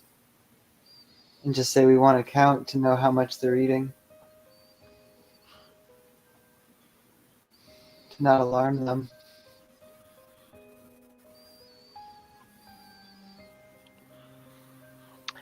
I'm not sure we should tell the people anything at all about that, because that could potentially make them afraid again.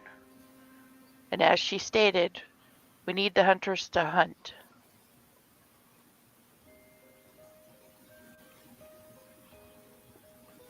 Are we gonna tell the chief? We say we befriended wolves. We can say the truth. We followed the tracks, we found the wolves, we fed them. They are not starving.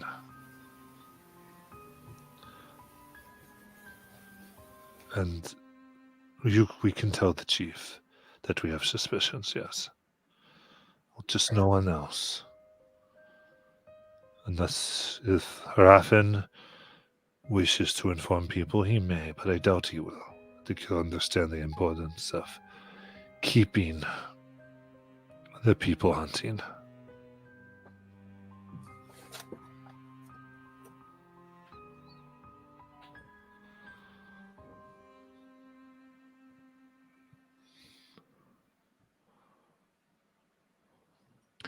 In the meantime, let us know if you see or hear anything else, eh? Of course. We're in this together.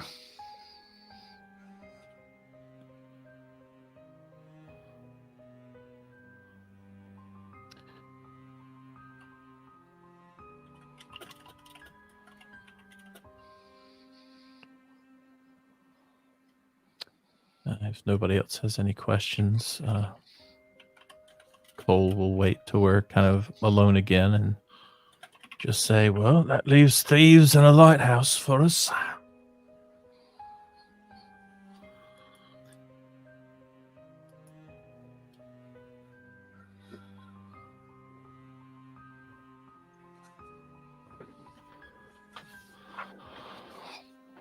Anybody How about we do the thieves? The lighthouse doesn't necessarily seem like it's hurting anybody. It's just kind of spooky. And the light is lit. That's the important part. But the thieves, that's doing a favor for somebody in the clan, and that feels important. All right. So, two things. We're going to go take a break, and then when we come back, you will be taking care of your regular things, your downtime for 1 week. Okay.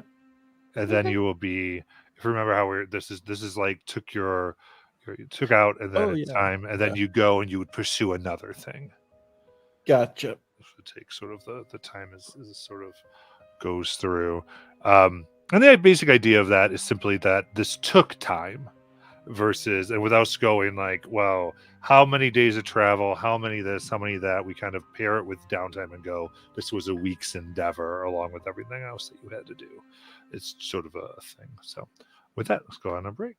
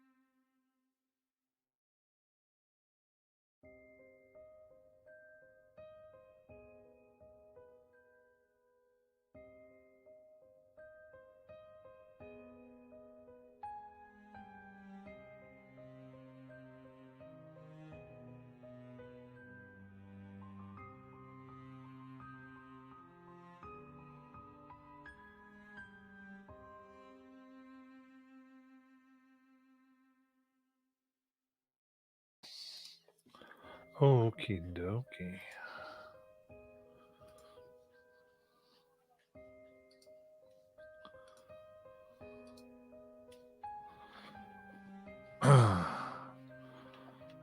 As we unpack. I'm back.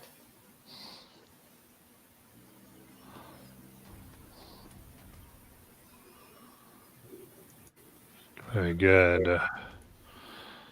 All right. And then show. I'll put on more light next time. I'm trying to get that light correct. But there's the village. Hmm.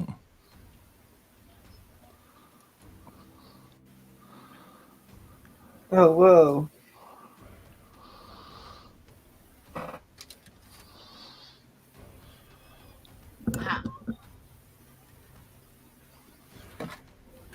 Yeah, we'll give that a good ironing and I'll get the light a little repositioned, but that will be of all cases. So you're up there in the northern wood. There. Taking care of business.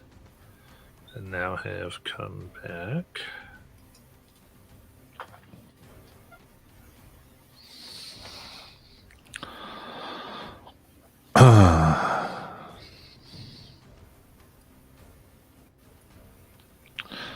So you've gone and done this if you so desire. If you do it this, if you decide to do the gathering timber as downtime for this week, then you will get a bonus since you felled this. Since you saw this already felled timber.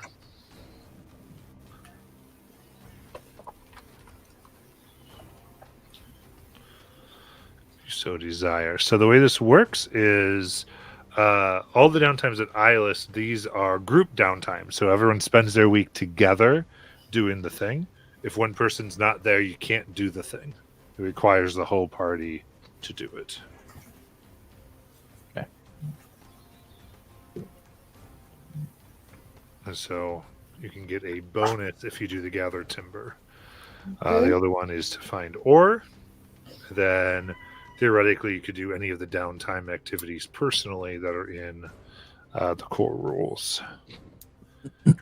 Each season will have different additional ones, but right now the main ones you can do as a group are gather iron and gather timber. As you can imagine, iron for tools and weapons, timber for dwellings, and also raiding ships. So getting these and having these resources matter for when the season ends. Okay. Yeah, I say we get the timber. Sounds good to me. I agree. I also I like that as an idea too. All right. So it is possible to get the timber here.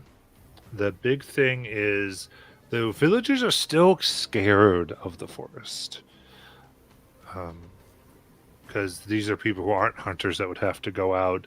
So given as early as it's the first week of past winter, they're still a little bit worried. So that means all that the checks here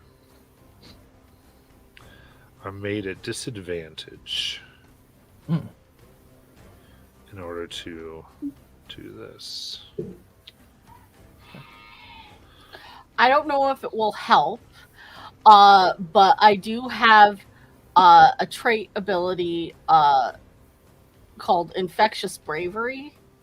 It only works on one person, but it helps them against being frightened. And I don't know if it will help, Okay. but I brought it up anyway because I figure if people are scared, frightened is a thing. Absolutely. Yeah, it's because it's one person. You're getting a whole group to go, and this is going to take a week for them to go back and forth to do this. So it's a little bit race. But what we're looking to do is there's a charisma check for leading the group. And then there's an animal handling check for our animal supervising for dragging logs back to town. And then a perception check to be on the lookout for dangerous predators and malicious spirits. And given, two people can be on each roll, and we would take the highest of those two. Okay. I think I'd be better at looking. And give me a little bit of RP here too, please. So we'd go, who's leading? Who are our charisma people? Not me. I can lead.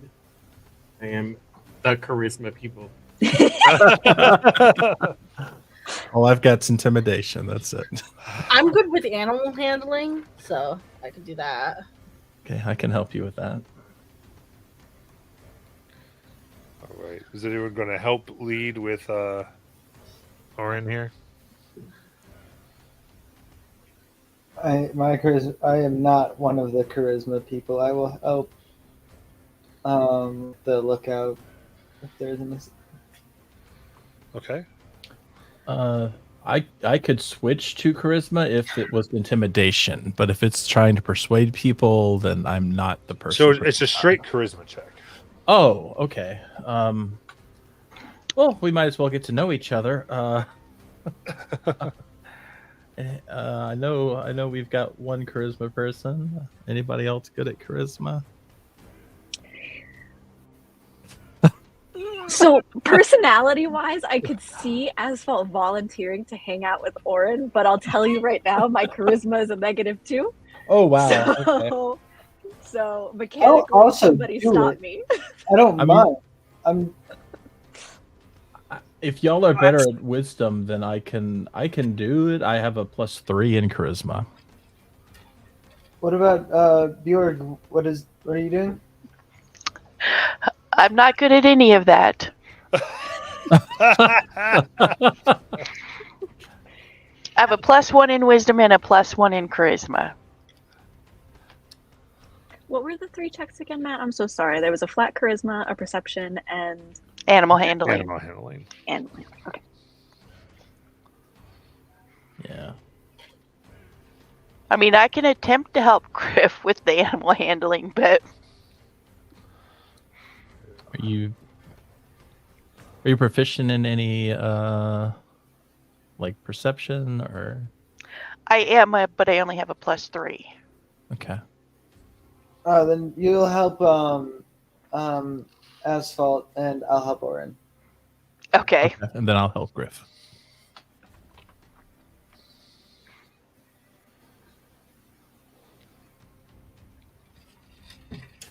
All right. All right. So the team starting to lead. What do you do? What do you say? What is your approach? Who was with me? Sorry. I am. I was thinking and didn't hear who the. It's me. Okay. So I think that what Orin is trying to do is he kind of he'll be in the front for a while, kind of leading ahead, and then he tries to weave himself into the group if he sees a straggler, or if and what he tries to do is tell stories of the 7.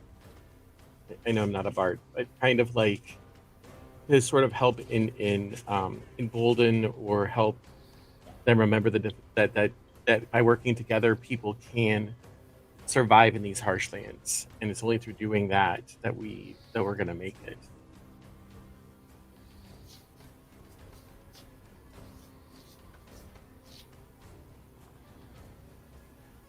That's sort of what I was thinking. Hist can help with that because he's his background scald, so he's a storyteller in the first place. and he'll go around using like prestidigitation and minor illusion just to like carry on this, like help present the stories and things like that, and make them look very, like put very cute things in it so people relax and not be as panicked. But nothing over the top, so no one's like too distracted. Okay, both of you give me the charisma check then.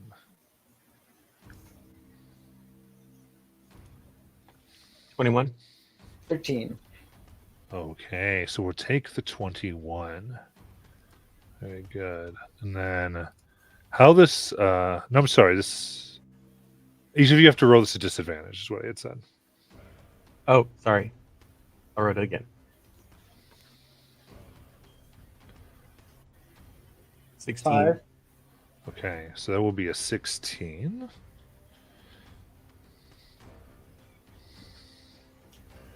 Very good. And then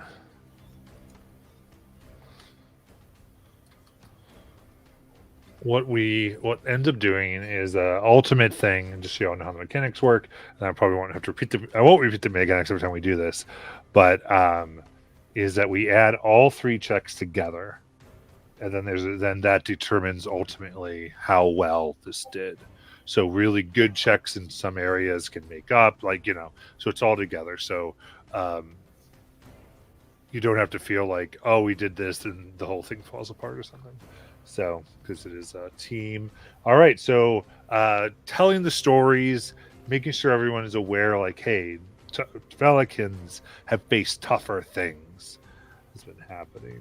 Now we zoom in on the animals, making sure that they're fed and cared for and all that, and which of the two taking care of that? What's it looking like?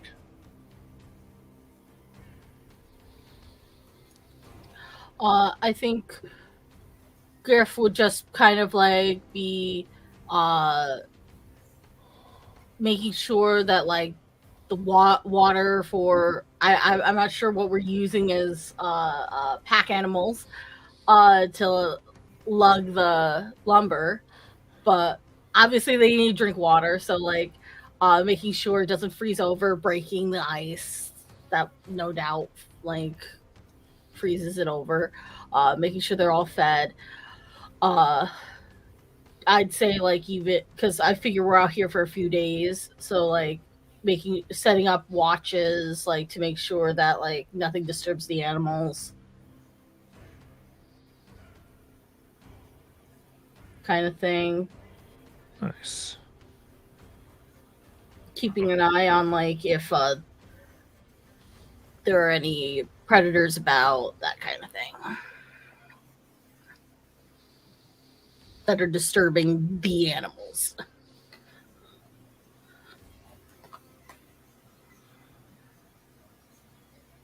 Yeah. Cole will use all of his resources, so he'll use his sled, the pack dogs, might even summon a huge creature to come in and assist with some of the dragging of logs. So, he might bring in like an ankylosaurus that just for about an hour to assist with some of the heavier stuff. They just kind of load him up and start leading him. And he just does it all with hopefully checking in with those wolves so they can see how much fun it is to hang out and do sled work.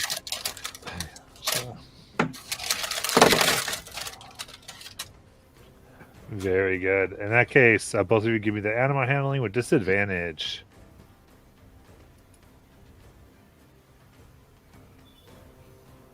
$14. 14. Okay. Meant to be. I love it. Then we have team lookout to make sure no spirits or awful things happen. So I think what I would do is I would get with Asphalt, and we would come up with like a rotation around where all this is happening, so that if I'm at the north, she's at the south, and we just kind of rotate in one direction. We might start clockwise for a while and then go counterclockwise for a while, all the while also keeping an eye on what's going on with them. Yeah, that makes sense to me. Very good. At various parts in the rotation, Asphalt kind of does this thing where, because she also wants to kind of check for stuff that can't be seen. So, we're kind of strolling along doing our slow rotation, and every once in a while, Asphalt would kind of plant her feet and then take a deep breath and then just sink her feet into the ground up to the knee. And then she'd sit down like she's sitting in a chair. And she'd just wiggle her toes in the ground and get a sense of, is there anything that we can't see coming around? And nope, guess not. Okay, ugh, she'll pull her legs out like it's quicksand, and then she'll keep walking. And when I see her do this, I will stop opposite of her till she's done, and then continue once she does. Oh, so systematic. That's great. I don't have a brain for that sort of thing. I'm glad you're managing me without unspoken. That's exactly what I need. Adult supervision. I love it.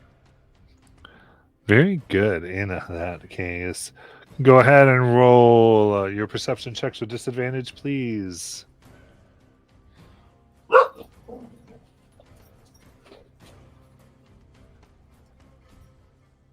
Oh, Christ. 9. That's okay. It was better than my 6th. Woof. So 9. All right.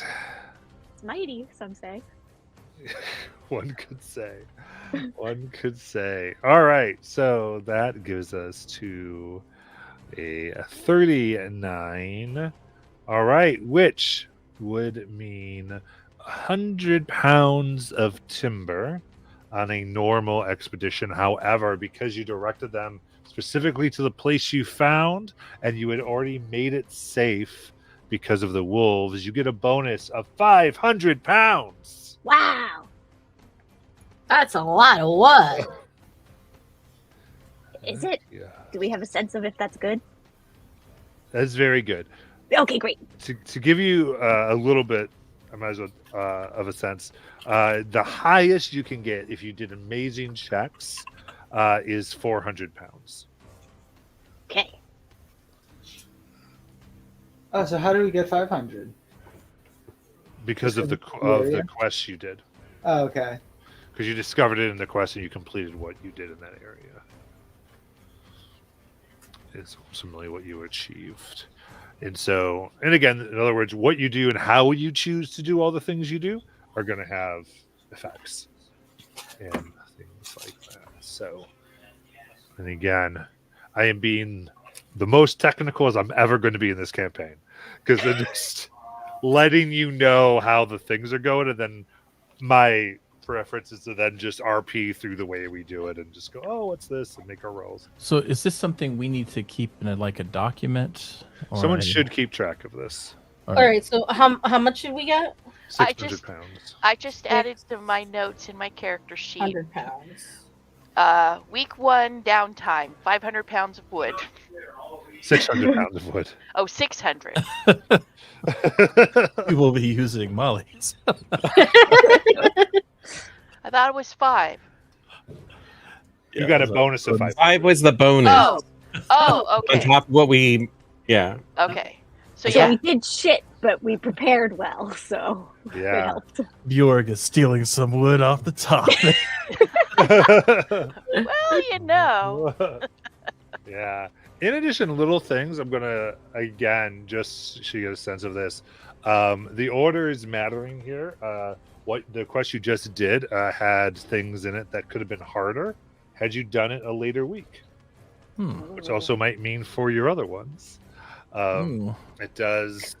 Orders, everything matters. This is a time, seasons, right? This is a time thing.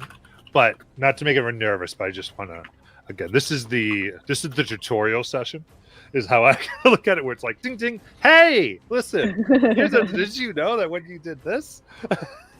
Like a That little was going to be cartoon map. a question of mine. Did the other quests expire? Because No, we they didn't don't choose to do that? expire. Okay, They cool. change potentially. Yeah. Yeah, this little emoji pops up. Yep. Has little fairy A wings on it. little paperclip, clippy, helpful comment.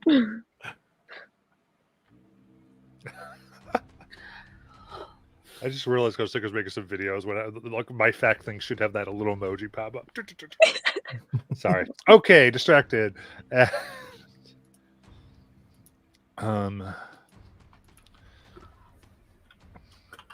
Perfect. In that case, having done that, your first week of spring is coming to a close.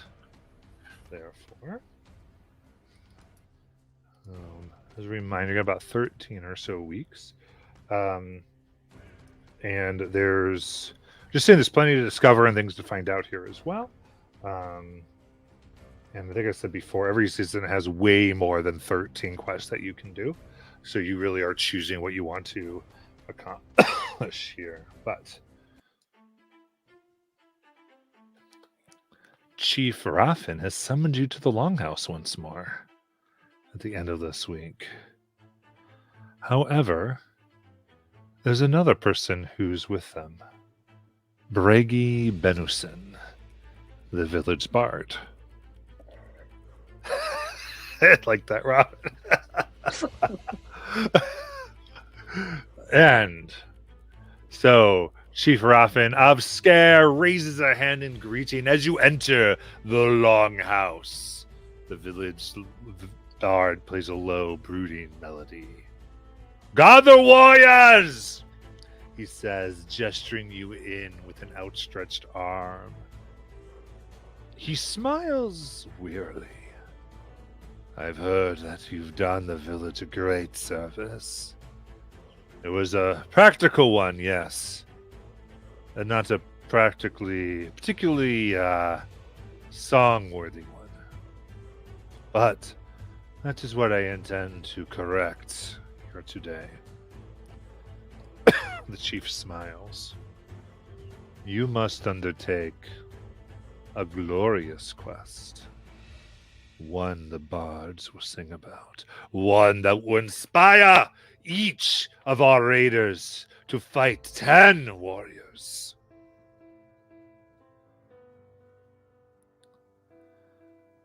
That is what you must do.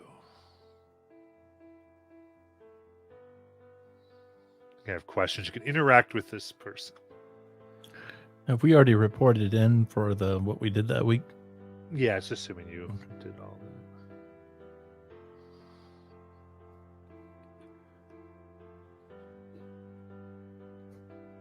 But if you wanted to add something particular, you can do whatever you want here. This is a meeting, you know.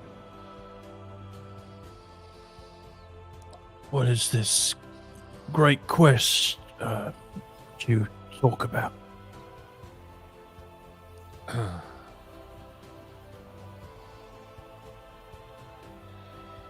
Oh. Well, it is something people can sing of forever. So, it's an exceptional feat that proves you worthy of being memorialized in song. It can be of martial might,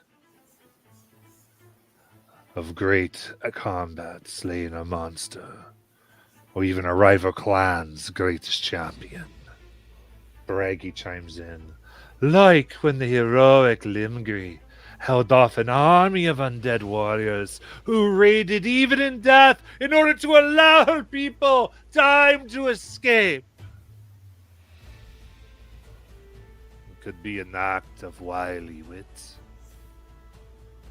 an act of great cunning, convincing or tricking bitter rivals to make amends. As Bragi goes, yes!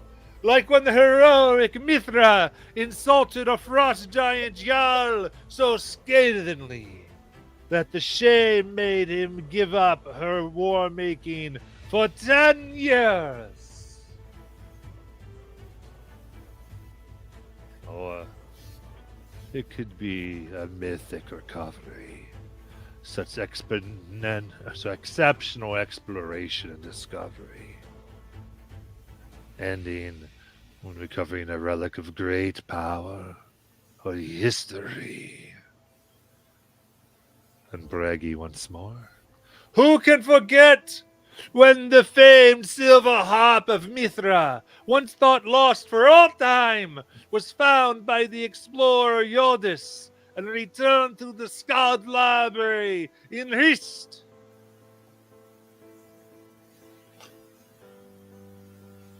Can I do a history check to see if there's any inaccuracies in what she's saying?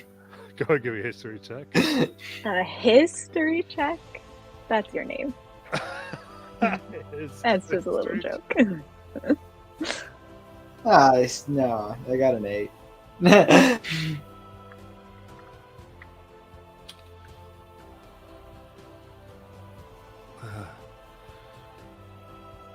Yeah, I mean, sounds all right.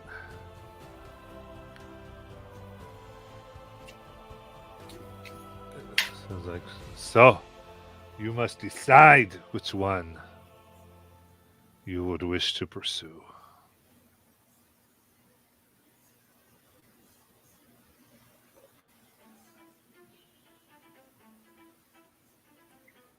Griff, Yeah. okay, to be honest, I don't know, the tone that this guy speaks in really reminds me of my brother, and I really just tuned him totally out. What the heck did he say? That we must choose a quest / undertaking that inspires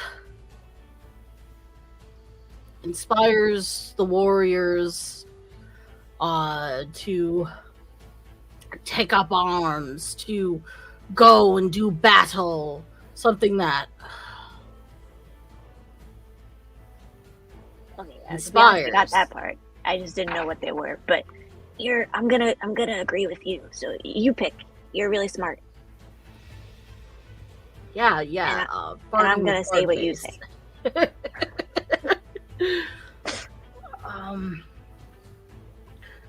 Well, there's those thieves that are probably still around. We go kill ourselves some thieves. Because in thieves might be small potatoes. Anyone can kill thieves. If you wish more guidance, because you're talking about a monster. Yes. A great feat. Maybe these thieves are such horrors as to be feared. My thing is this. This clan needs leaders. Leaders need to have songs. Make sure what you pursue is indeed worthy. As you're talking about killing, Bragi begins coming up. Goes, if you are looking for something, I have been inspired of late. I see a head of a drake mounted upon a ship. That is awe-inspiring. I could write an epic poem of that. Find a drake, slice its head, and it will mount and be preserved for our forces for summer. Sorry, it happened again. All right. I want to be very clear. You all can choose however you'd like to try to do these. They will continually offer you little things, and you can leave here and be thinking about this. But this is something you don't necessarily have to do, right? None of these things are necessarily required, but if someone is offering something, there's usually rewards to be had, of course, like in any good thing. You know, a lot of us wouldn't hurt to start meddling a bit of a fight. Try each other out. See how we work together.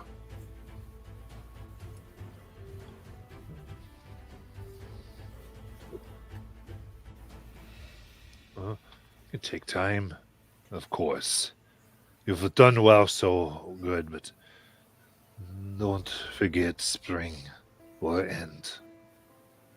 Your time to be the stuff of legend is fleeting.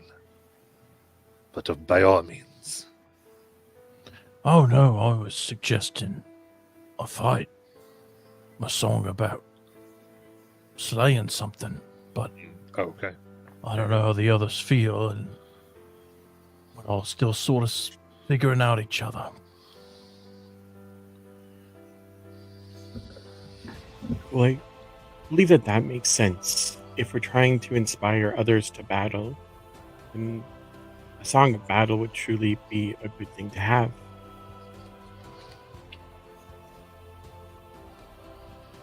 So perhaps trying to find this Drake.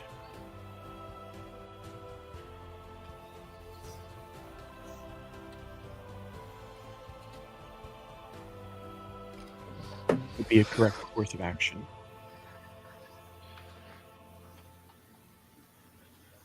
Is it just any Drake, or is there a particular Drake that's been terrorizing the clan or something like that?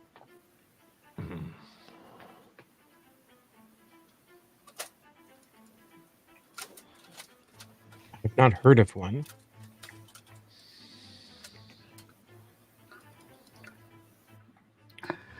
Nor I. What is this Drake you see in your vision?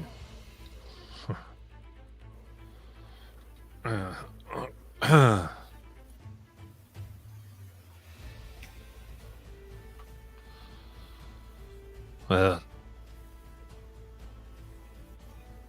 there are legends, you see, of a prismatic Drake. I want to see its head mounted on our ships, like I said. There are rainbow lights that surround Vietral Peak. While I'm not entirely sure they can be found there, it might be good to check it out. And you might find this.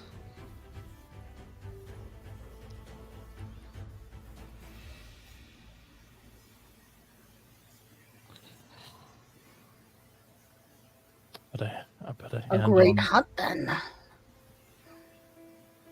put a hand on his shoulder. How are you feeling?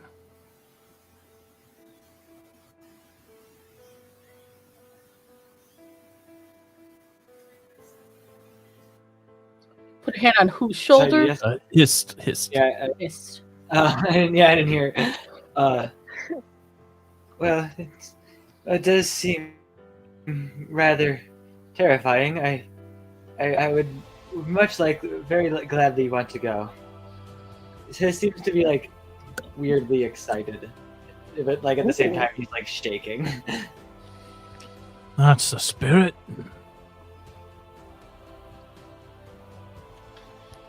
It's a little out of my comfort zone, but it's what one must do.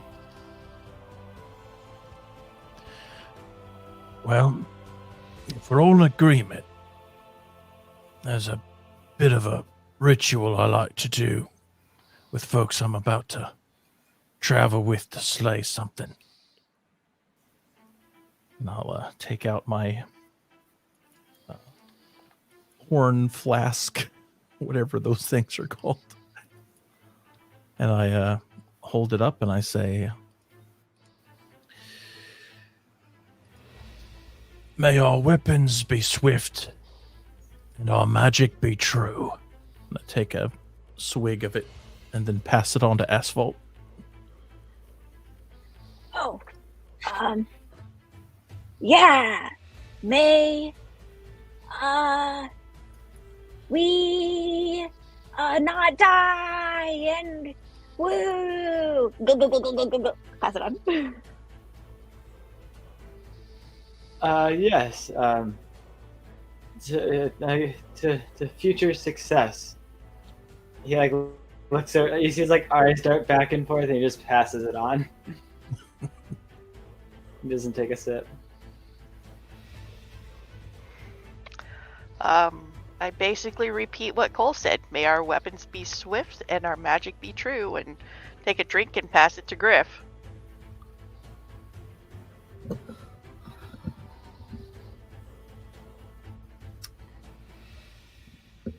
And may we return victorious. Glug, pass it down.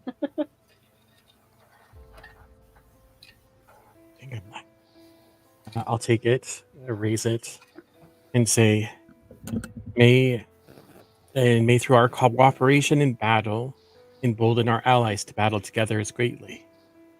And we'll drink it. Cole takes it back.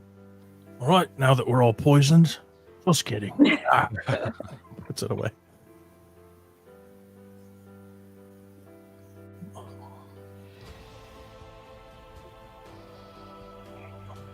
Seeing Hist not having taken a swig, Asphalt is going to just kind of do like a little squat down, and she puts the sword down, and the rock that it's attached to, she kind of like uses it like a little table, and she's sort of minding her own business. She's not intending to stop the action, but she just kind of takes out of her belongings a small terracotta.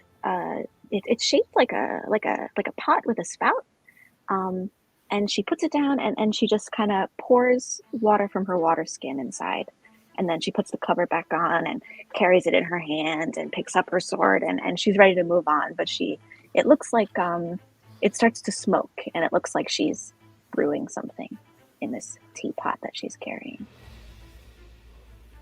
Nice.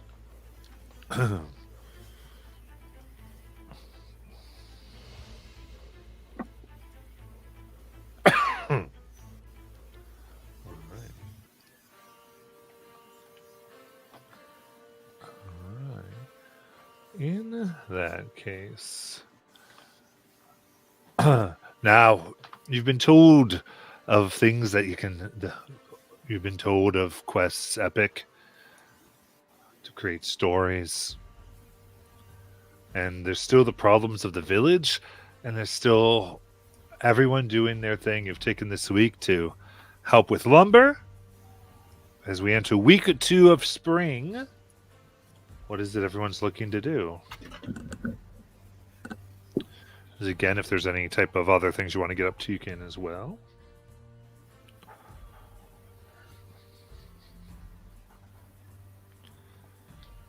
So do our day-to-day jobs just happen in the background? Yeah. Okay. I just wanted to zoom in for a particular reason. Oh, no. I just wanted to make sure those wolves were being fed. Yeah. Yes. Things are happening. Downtime and all that, this represents like projects you keep on. Okay.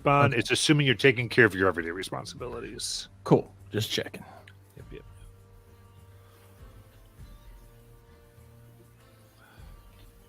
So are we deciding right now like what we want to do as a group for the next week? Yeah. Pretty much. You're trying to find out those what you want to do. Keep in mind there's things like a smithy here, as well as like woodcrafts and shrines.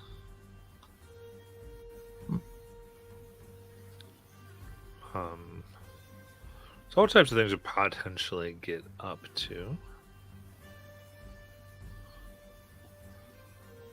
But you also had your 2 things that you were given. So if you wanted to investigate some of those deals.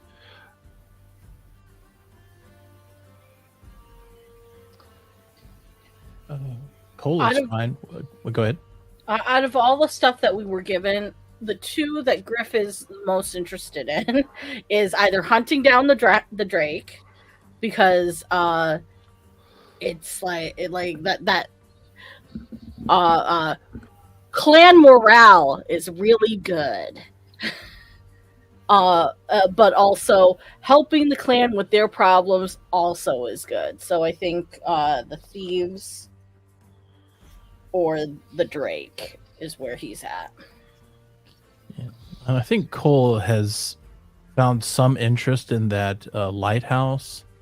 Not pushing it or anything, but because especially with some of the things that they learned about the wolves and the elves, he's a little bit antsy about the idea that there's a post that's not known if it's guarded, and maybe that's letting those elves in.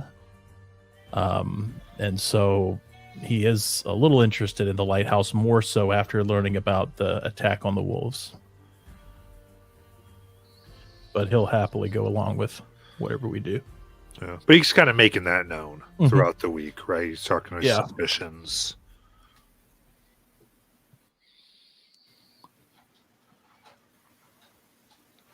Well, I think Cole is probably right. We should probably check out the lighthouse because those elves could be the thieves. And we need to make sure that we're protected on all sides.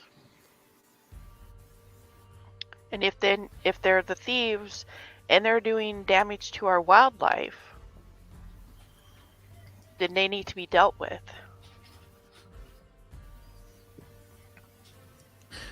And Matt, above table, could you explain to us what the lighthouse is responsible for the clan?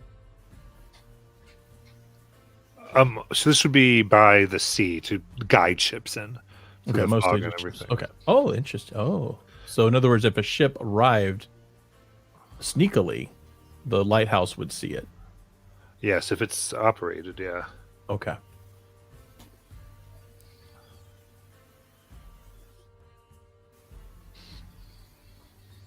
I trust everybody's intuition.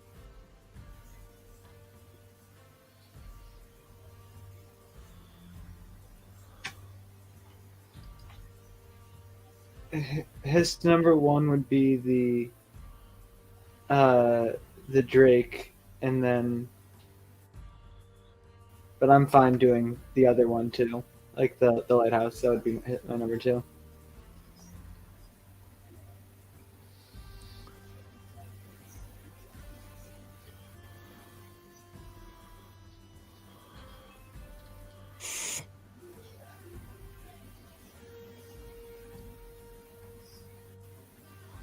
And I too am interested in pursuing the hunt of the Drake. However, to ignore potential threats to the clan seems like it would be a bad move.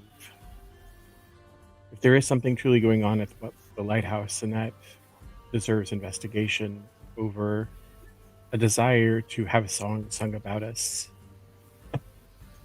Who knows? I understand their importance, but if we leave one of our sides unprotected, the clan could fall before the song's even sung. Yeah. I want to be very clear. When the bard was talking about vision, he was talking about more like leadership vision, not like a mystical vision. Like Okay. an inspiration for a song. Vision, an inspiration for a thing. I just want to be very clear. Yeah, Cole is convinced they're a seer. That's fine. But who knows? I was mistaken. So now that has been rectified, Griff is more like, yeah. Why don't we tackle the stuff that we know of? I'm going to have to make that character more like a snooty director in the future.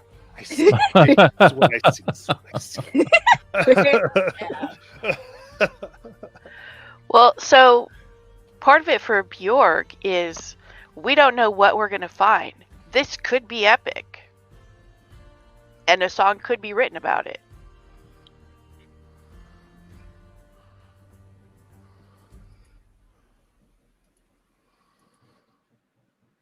I agree. I mean, in my experience, it's kind of how you spin it.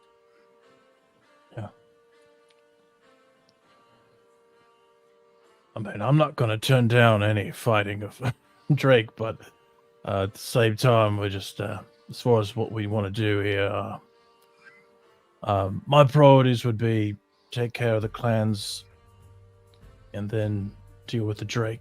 But Well, we don't even know where the Drake or a Drake is. What he just told us was rumor. Yeah, didn't they mention the rumor was they were at the At the map? But, Some peak. okay. Yeah. Yeah, that's the rumor. All right. At least, So it sounds like we're going towards the lighthouse. yeah. Because Yeah. at least this we know is a thing and an issue. We're not off on a wild goose chase. Hist feels okay with that?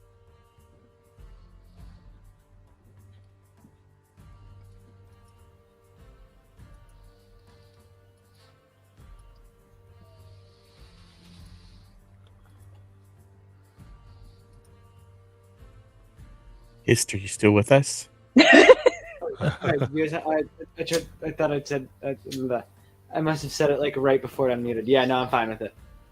Cool. And just so I'm clear, because I might have forgotten something when these missions were given to us. The thieves, who were they stealing from?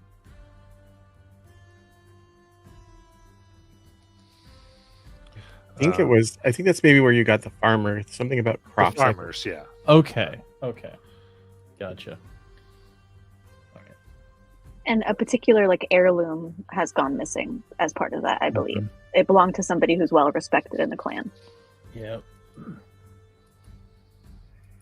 all right. It is one of the Bond NPC. I'm pretty sure that name was one of the Bond NPCs listed. I don't know if one of us has a particular connection to the person who's missing their heirloom, but it was like a Benna, I think, stone jaw or something. But if nobody recognizes it, then it's not somebody important to us. So. Well, yeah, no, there was something going on there, yeah. Okay. So, it sounds like Lighthouse then will be our trip this week. Yes, I agree with that. All right.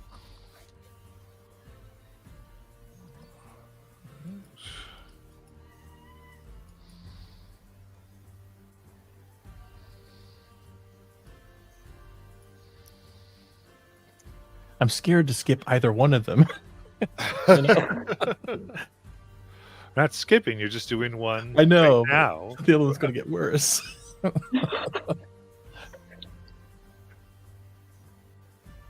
Well, they will. Yeah, I know. Things occur, but yes, that is the thing. Before we take off, Asphalt finishes brewing her little tea and goes up to Hist. Hist. Hey, Hist. Oh, sorry. Yes. I noticed maybe you didn't like Cole's alcohol stuff. I made you some tea. Do you want to drink it with me? I do appreciate it, but I can't right now. Well, you can't drink anything? No. He's clearly lying to you. You could like see the pen.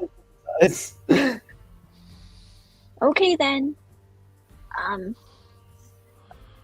I'm glad you're not thirsty. Okay, bye. God, that guy's weird. Sorry, can I time out for a second? I just want to make sure I'm understanding it. So, what are you saying that we have never seen your face? Yeah. You've only Is ever that what seen you his were eyes. laying? And when you said you were Yeah. covered in? Yeah, Okay. like completely. You can only see like his eyes, basically. All right. we can go back. Asphalt's she kind of like looks at the sun and starts getting nervous about the time, and she scurries over to Orin. Orin, hi. Yes. I made some tea.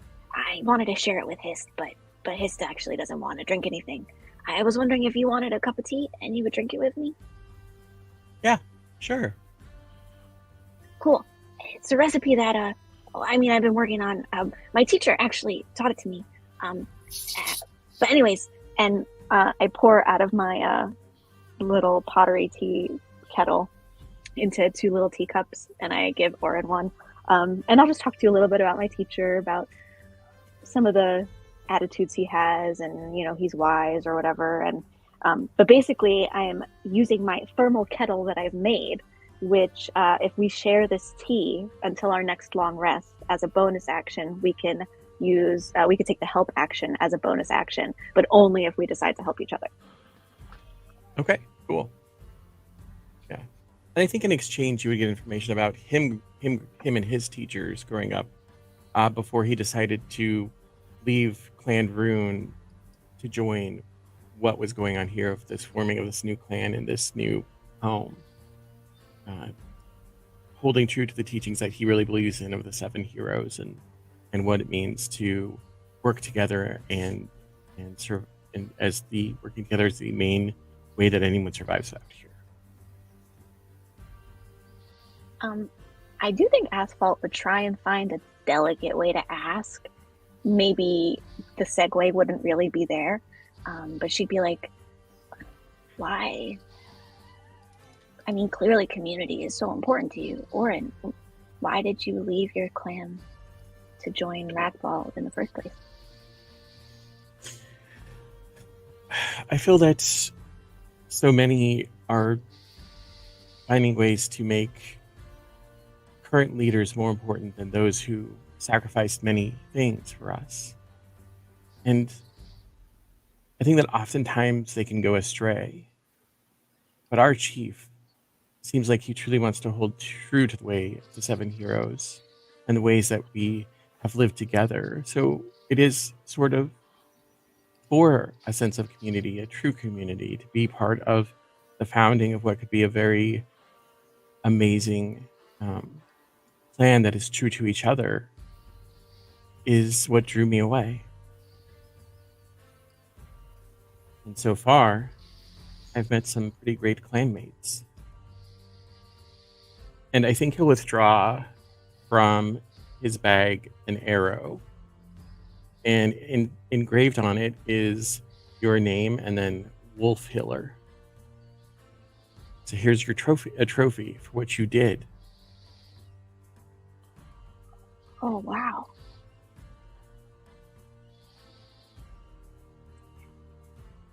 I will treasure this.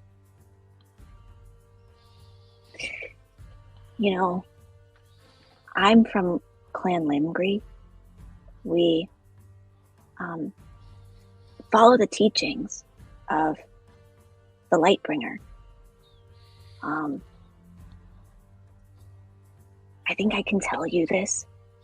You seem, cool.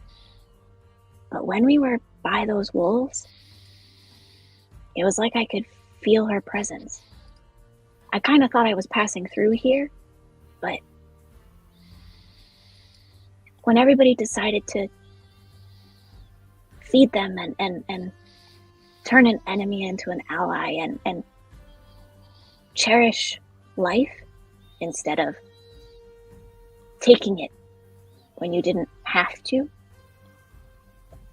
I mean, that's the Lightbringer, I felt her there. And I feel what you feel. There's something special about these people.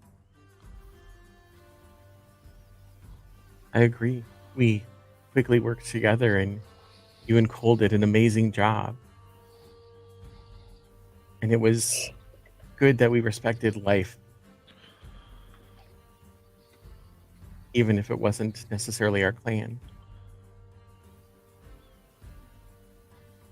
Or they have the right to The wolves had the right to fight for their survival. Just like we do.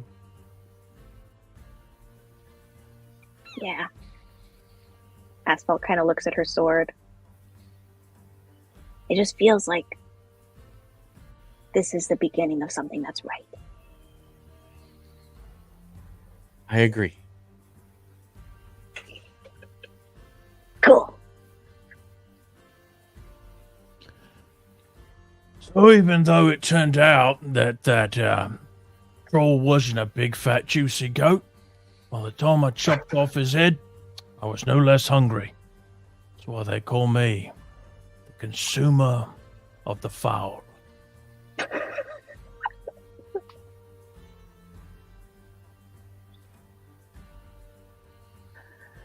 Wow, that's a really interesting title somebody gave you.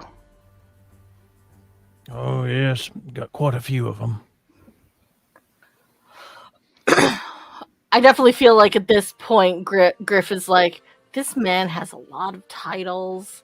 I don't think things are adding up. But you know what? Whatever floats his boat.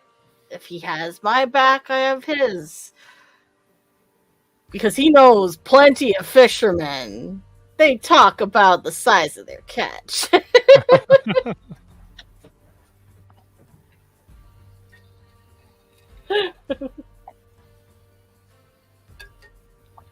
love it. All right. In that case, as you continue here,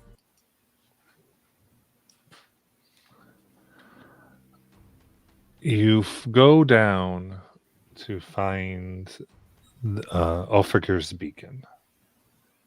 It says the lighthouse. Yes. Sorry, real quick. Just as we travel,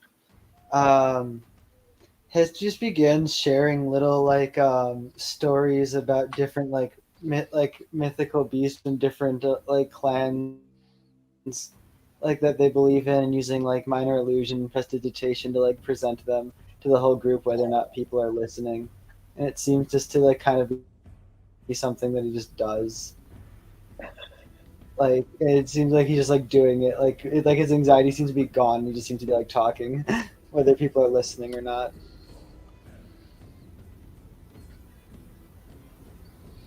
Asphalt loves it.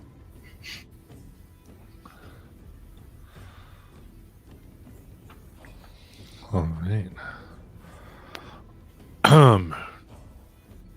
So, before you stands a lighthouse of stone bricks with a closed roof.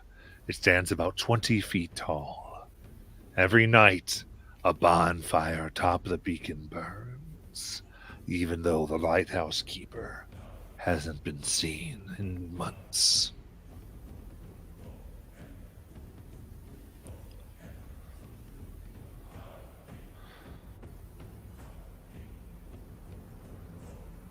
What would you like to do?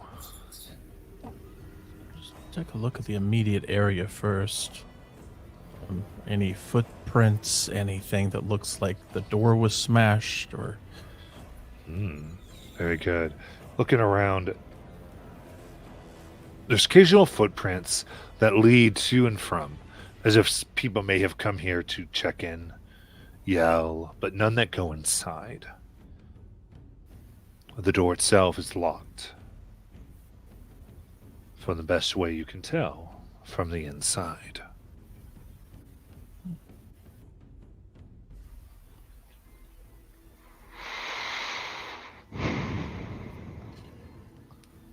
York, you know anything about getting through a door that's locked on the other side? Is there any kind of keyhole or what do I see on this side of the door? On this side, it does look like there's a key. I don't think the keyhole is used to lock, however. It's more like maybe some type of bolt from the other side. Of course, you know your way around many locks, in security measures with the right tools. Right. Is there a gap between the door and the door frame? For your tools, sure. If they're thieves' tools. For thieves' tools, there's enough of a gap. Yes, I have thieves' tools. Yeah. Then I would like to attempt to unlock the door. Okay. Go ahead and give me a check with your thieves' tools. 16. Okay. So you kind of get in there. And easy enough, you have access to the lighthouse. Carefully open the door and look in. Well done. All right. The interior of the lighthouse is in utter disarray. There are planks scattered across the wooden floor. A hand mirror rests haphazardly on a desk. Beside it, a portrait has been tossed to the ground. The only unscathed objects are some bookshelves and an empty chamber pot. A set of stairs ascends upwards out of the wreckage.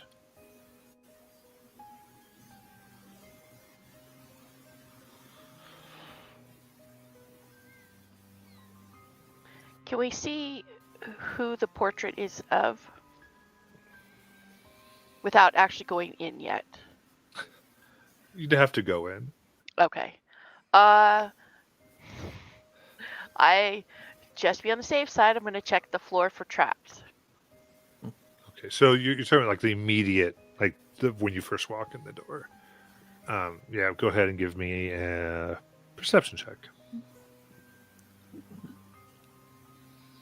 16. 16. You don't see tripwires or pressure plates or anything like that. Okay. Then I go into the room and sort of pick up the few things that look like they were personal items and put them back on whatever table they might have been on. Okay. Are you doing like a full clean here? No, just a couple of personal things. A few things that you see. Okay. Yeah, like the Cool. brush, the mirror, the portrait. Gotcha. The things that definitely deserved respect. Looking at the portrait, you see a human man whose features seem to be melting off their face, revealing something crimson beneath. Cole, in particular, you know his paintings of Orphiger. Oh. Cole does. Jackie doesn't. Did I say Cole? Or did I Yeah, say you just said Cole. okay? Orphiger's you the mean to say? lighthouse keeper. Oh, I'm sorry. Okay. Yeah, I in case the others aren't aware of the Lightkeeper, I mention as I come in behind Bjorg. It's him, all right, or her. Is it a him? Human man, yeah. I forget. What's going on with his face, though? I don't know.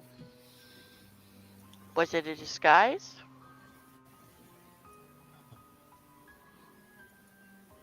Ben, could be something really bad going on in this lighthouse. Yeah. Remember, this is a portrait.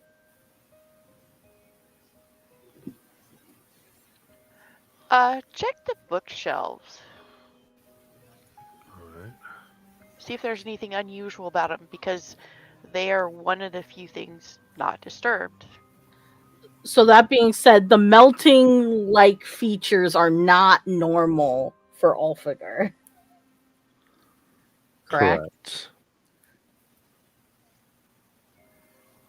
Weird that someone would want a painting of themselves in that state. He was driven mad. Look at the bookshelves. There's nothing that gets your notice.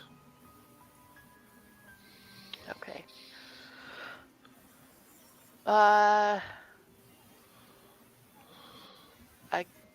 gonna climb the stairs. Hang on a moment.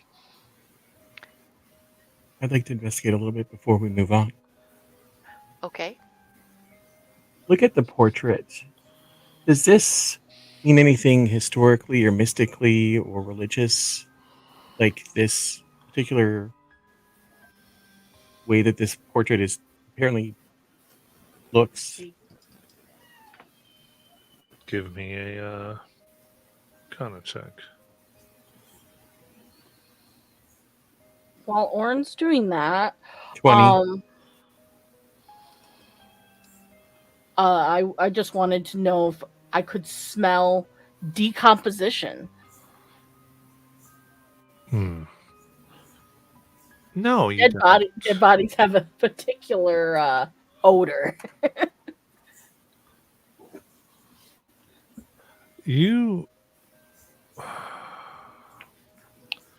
So 20.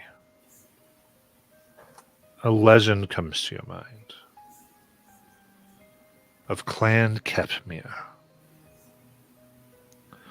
It is said that the clan tried to make living off of an unyielding land, and the settlers found meager fishing and game. Few crops could grow, and little wood made the cold a daily challenge. And it is said after 10 seasons, the king of the clan turned to praying to Gormadrog. He encouraged his people to do so, thinking that the great prismatic worm would be impressed with their dedication and fervor.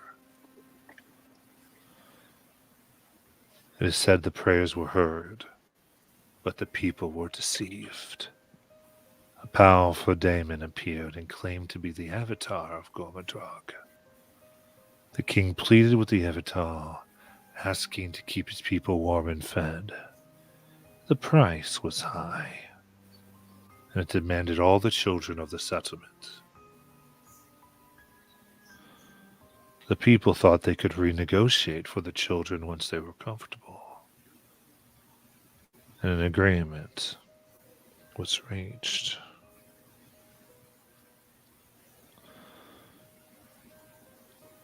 Each member of the clan clasped arms with the avatar. At the last, as the king gripped the avatar, hope quickly changed to pain, and the people fell to the ground, clutching their legs as they transformed into long fish-like tails. Claws sprang from the ground and wrapped tightly around each lower torso, embedding into the red scales. And 4 horns sprouted from every head, and their teeth grew into fangs. As they felt suffocation creeping in, the avatar directed them to the water. It calmly explained they would always be warm in the water. They could eat anything, including each other, to make sure they were never lacking in food. And the avatar granted them long lives to remember the price they paid.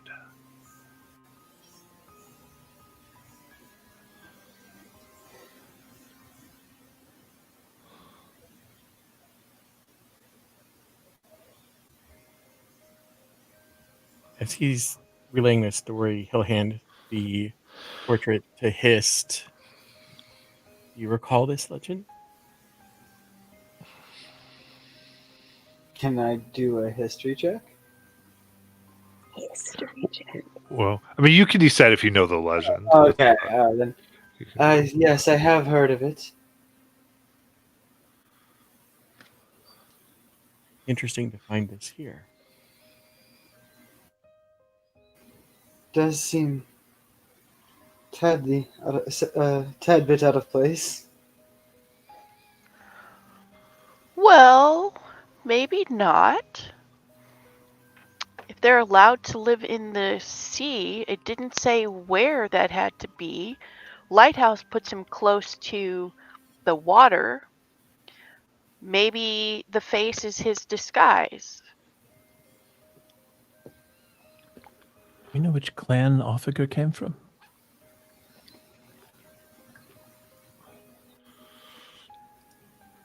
Give me a sec here.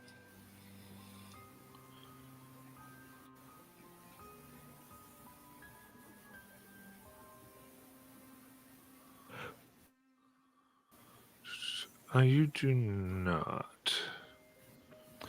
In particular, it might have come from the same clan as Raffrin, the chief. Yeah. Okay, so Vjolger. Isn't that where the chief is from? Because I came from there too. Do I recall him being in Vjolger? You remember him being sickly? But not. He didn't have red skin or anything like that. He seemed to be a human. I do at least mention the fact that he always seemed rather sick when we were coming here, and probably that's why he was assigned to the lighthouse. It's a chance to get some fresh air. While the adults have kind of been talking, Asphalt has taken the mirror, and her first thought was that the mirror must be magic, or the mirror can see hidden stuff. So she wants to look at her face in the mirror. Does she look disfigured in it? And then she's going to kind of peer at everybody else and take it to the bookcase, peer at the bookcase, and see if anything looks different in this mirror. Everything looks the way you'd expect it to in a mirror. She's going to keep the mirror.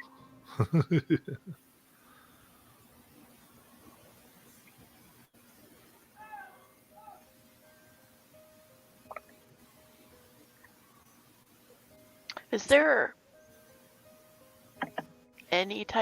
anybody know if there's any type of magic on this portrait?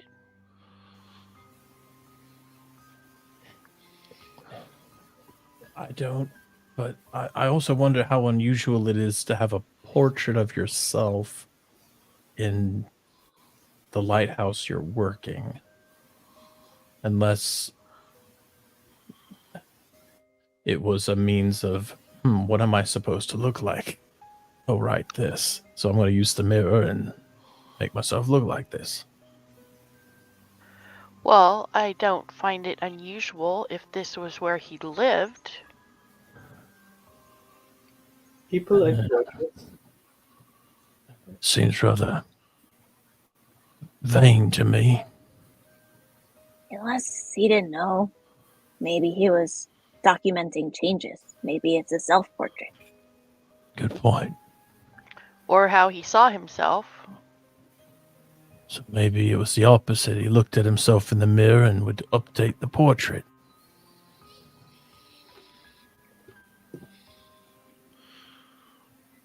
Yes, does part of the portrait seem like it's more freshly painted?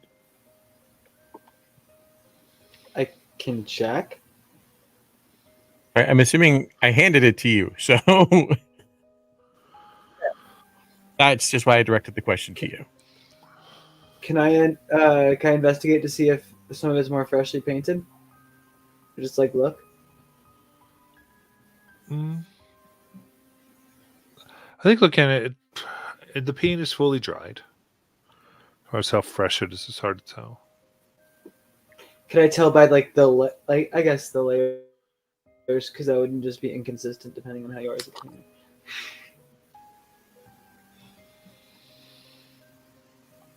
Are there paints around? Not left out or anything. I could help Asphalt look to see if there's any paint spots anywhere. Are there any candles in here? Yeah, there would be. All right, I take one of the candles and I light it, and I have Hist hold the portrait up facing him, and I put a candle behind it so that he can hopefully see through it to Oh. see if there's layers of paint or if there might be something underneath.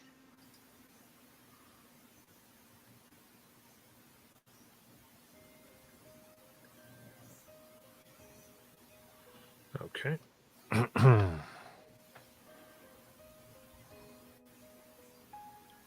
So, one sec.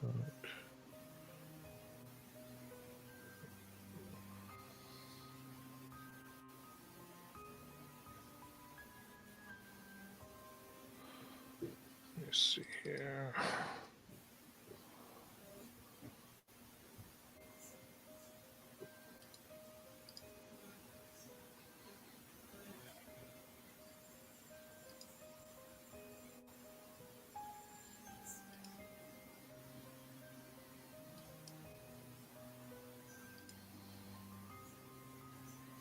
Okay, so yeah, looking there, it does appear that this may have been painted in several sittings. So you can see that it might have looked differently and then slowly been changing.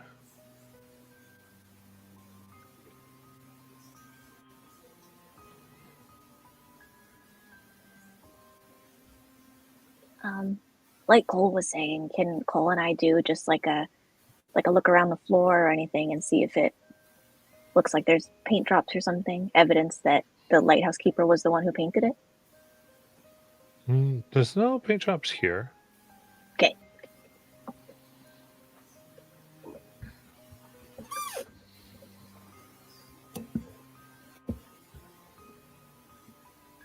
Maybe upstairs though. I know Bjork wanted to go. Mm-hmm.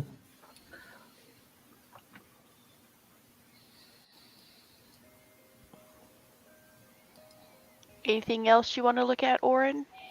No, I'm good. As he says that, he pulls his blades from his side, which until this point have been sheathed. Okay. So first things first, I'm gonna check the stairs for traps. Oh, with a natural 20 for a 25. My gosh. Yes. Does not appear to be trapped. Okay. Then I'm going to put my hand back to hold them back until I stealth up to where I can see just over the top with another 25. All right. That was not a natural 20, but The first floor is small and cramped. Stores of firewood occupy the majority of this room. A single bed is jammed in what space remains. There's a door in one of the walls leading out.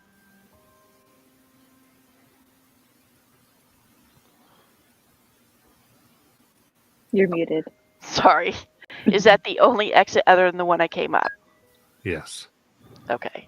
I turn around and wave them up and go in and look around through the wood to see if maybe he's hidden something behind things or under things. Check under his bed. Yeah, give me an investigation check. 11. Apparently, I'm going to be great at the dex things, but anything else?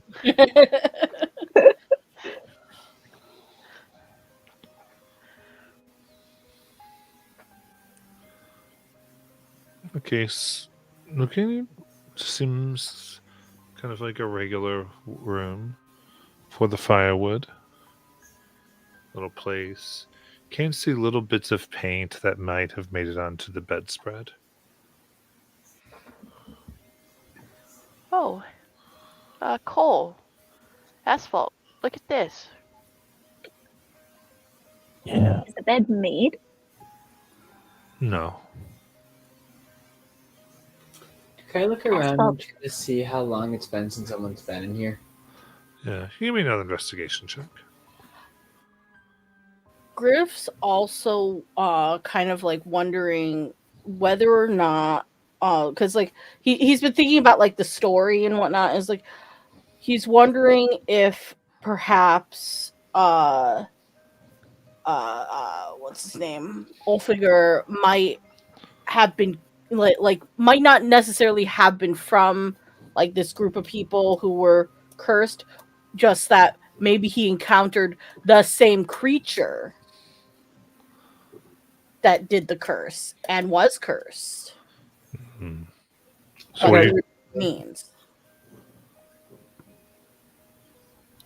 what'd you get, Hist? 23. 23. And what is Griff trying to do? Like he's just thinking about like the story and how it would like connect to Ulfiger, at least with the picture, because like we've discovered that like paint has been added to the portrait, meaning that the portrait started off not looking like that, meaning that like maybe while Ulfiger was up here or something happened, or like he, I don't know, encountered the same creature that transformed those people from that other clan, Hmm. and that maybe something happened involving like a deal or something, or he wronged that creature for something, and like it transformed him. Okay. But like magical means kind of whatnot. So you're just wondering about these things. Are you like wondering out loud about them, or Yeah, like he like okay? that. So you're communicating this to the Yes. group. Okay, cool. I think that's what I was trying to understand. Hist, you looking around find this journal, leather bound, that seems to be hidden within the packs of the firewood. I'll begin reading it.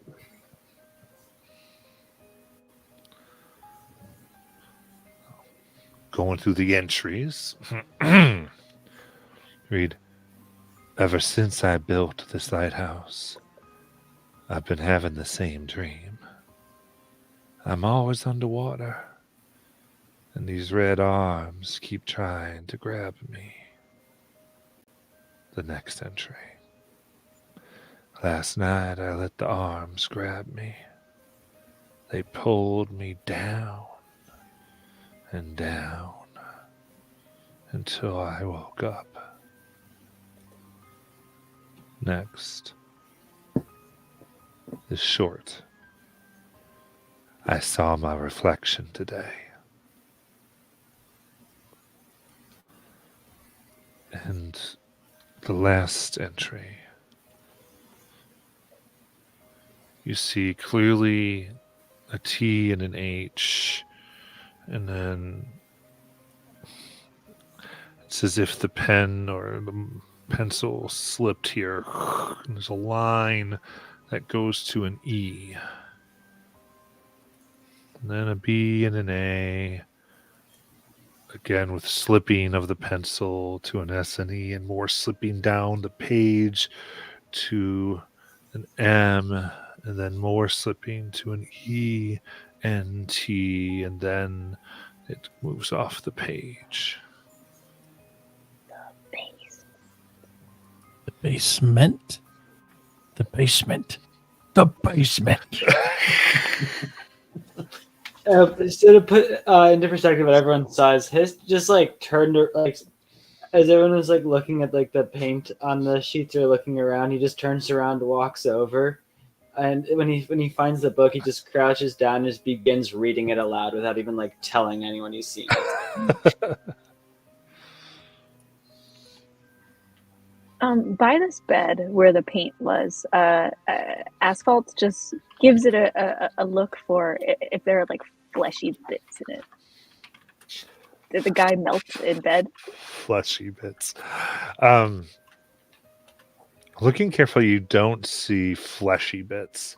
Love in that. the- Great. the-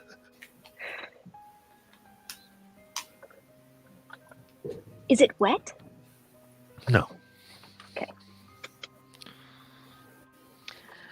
What color is it? Is it dried blood? Oh, the paint. I thought you meant like the sheets. I was Yes. like, No, the drops. Wondering if he maybe used blood. It looks like paint. Okay. And is there anything in the bed that's not typical for a bed, like something that might be giving someone visions? Oh, very good. Searching thoroughly, you don't find anything. It just looks like Asphalt's like slapping the pillow Yeah, I around. mean, you're looking around. Yeah, you're very much, you're turning the bed over. This whole room is you're trying to decide, trying to see anything that can give you ideas.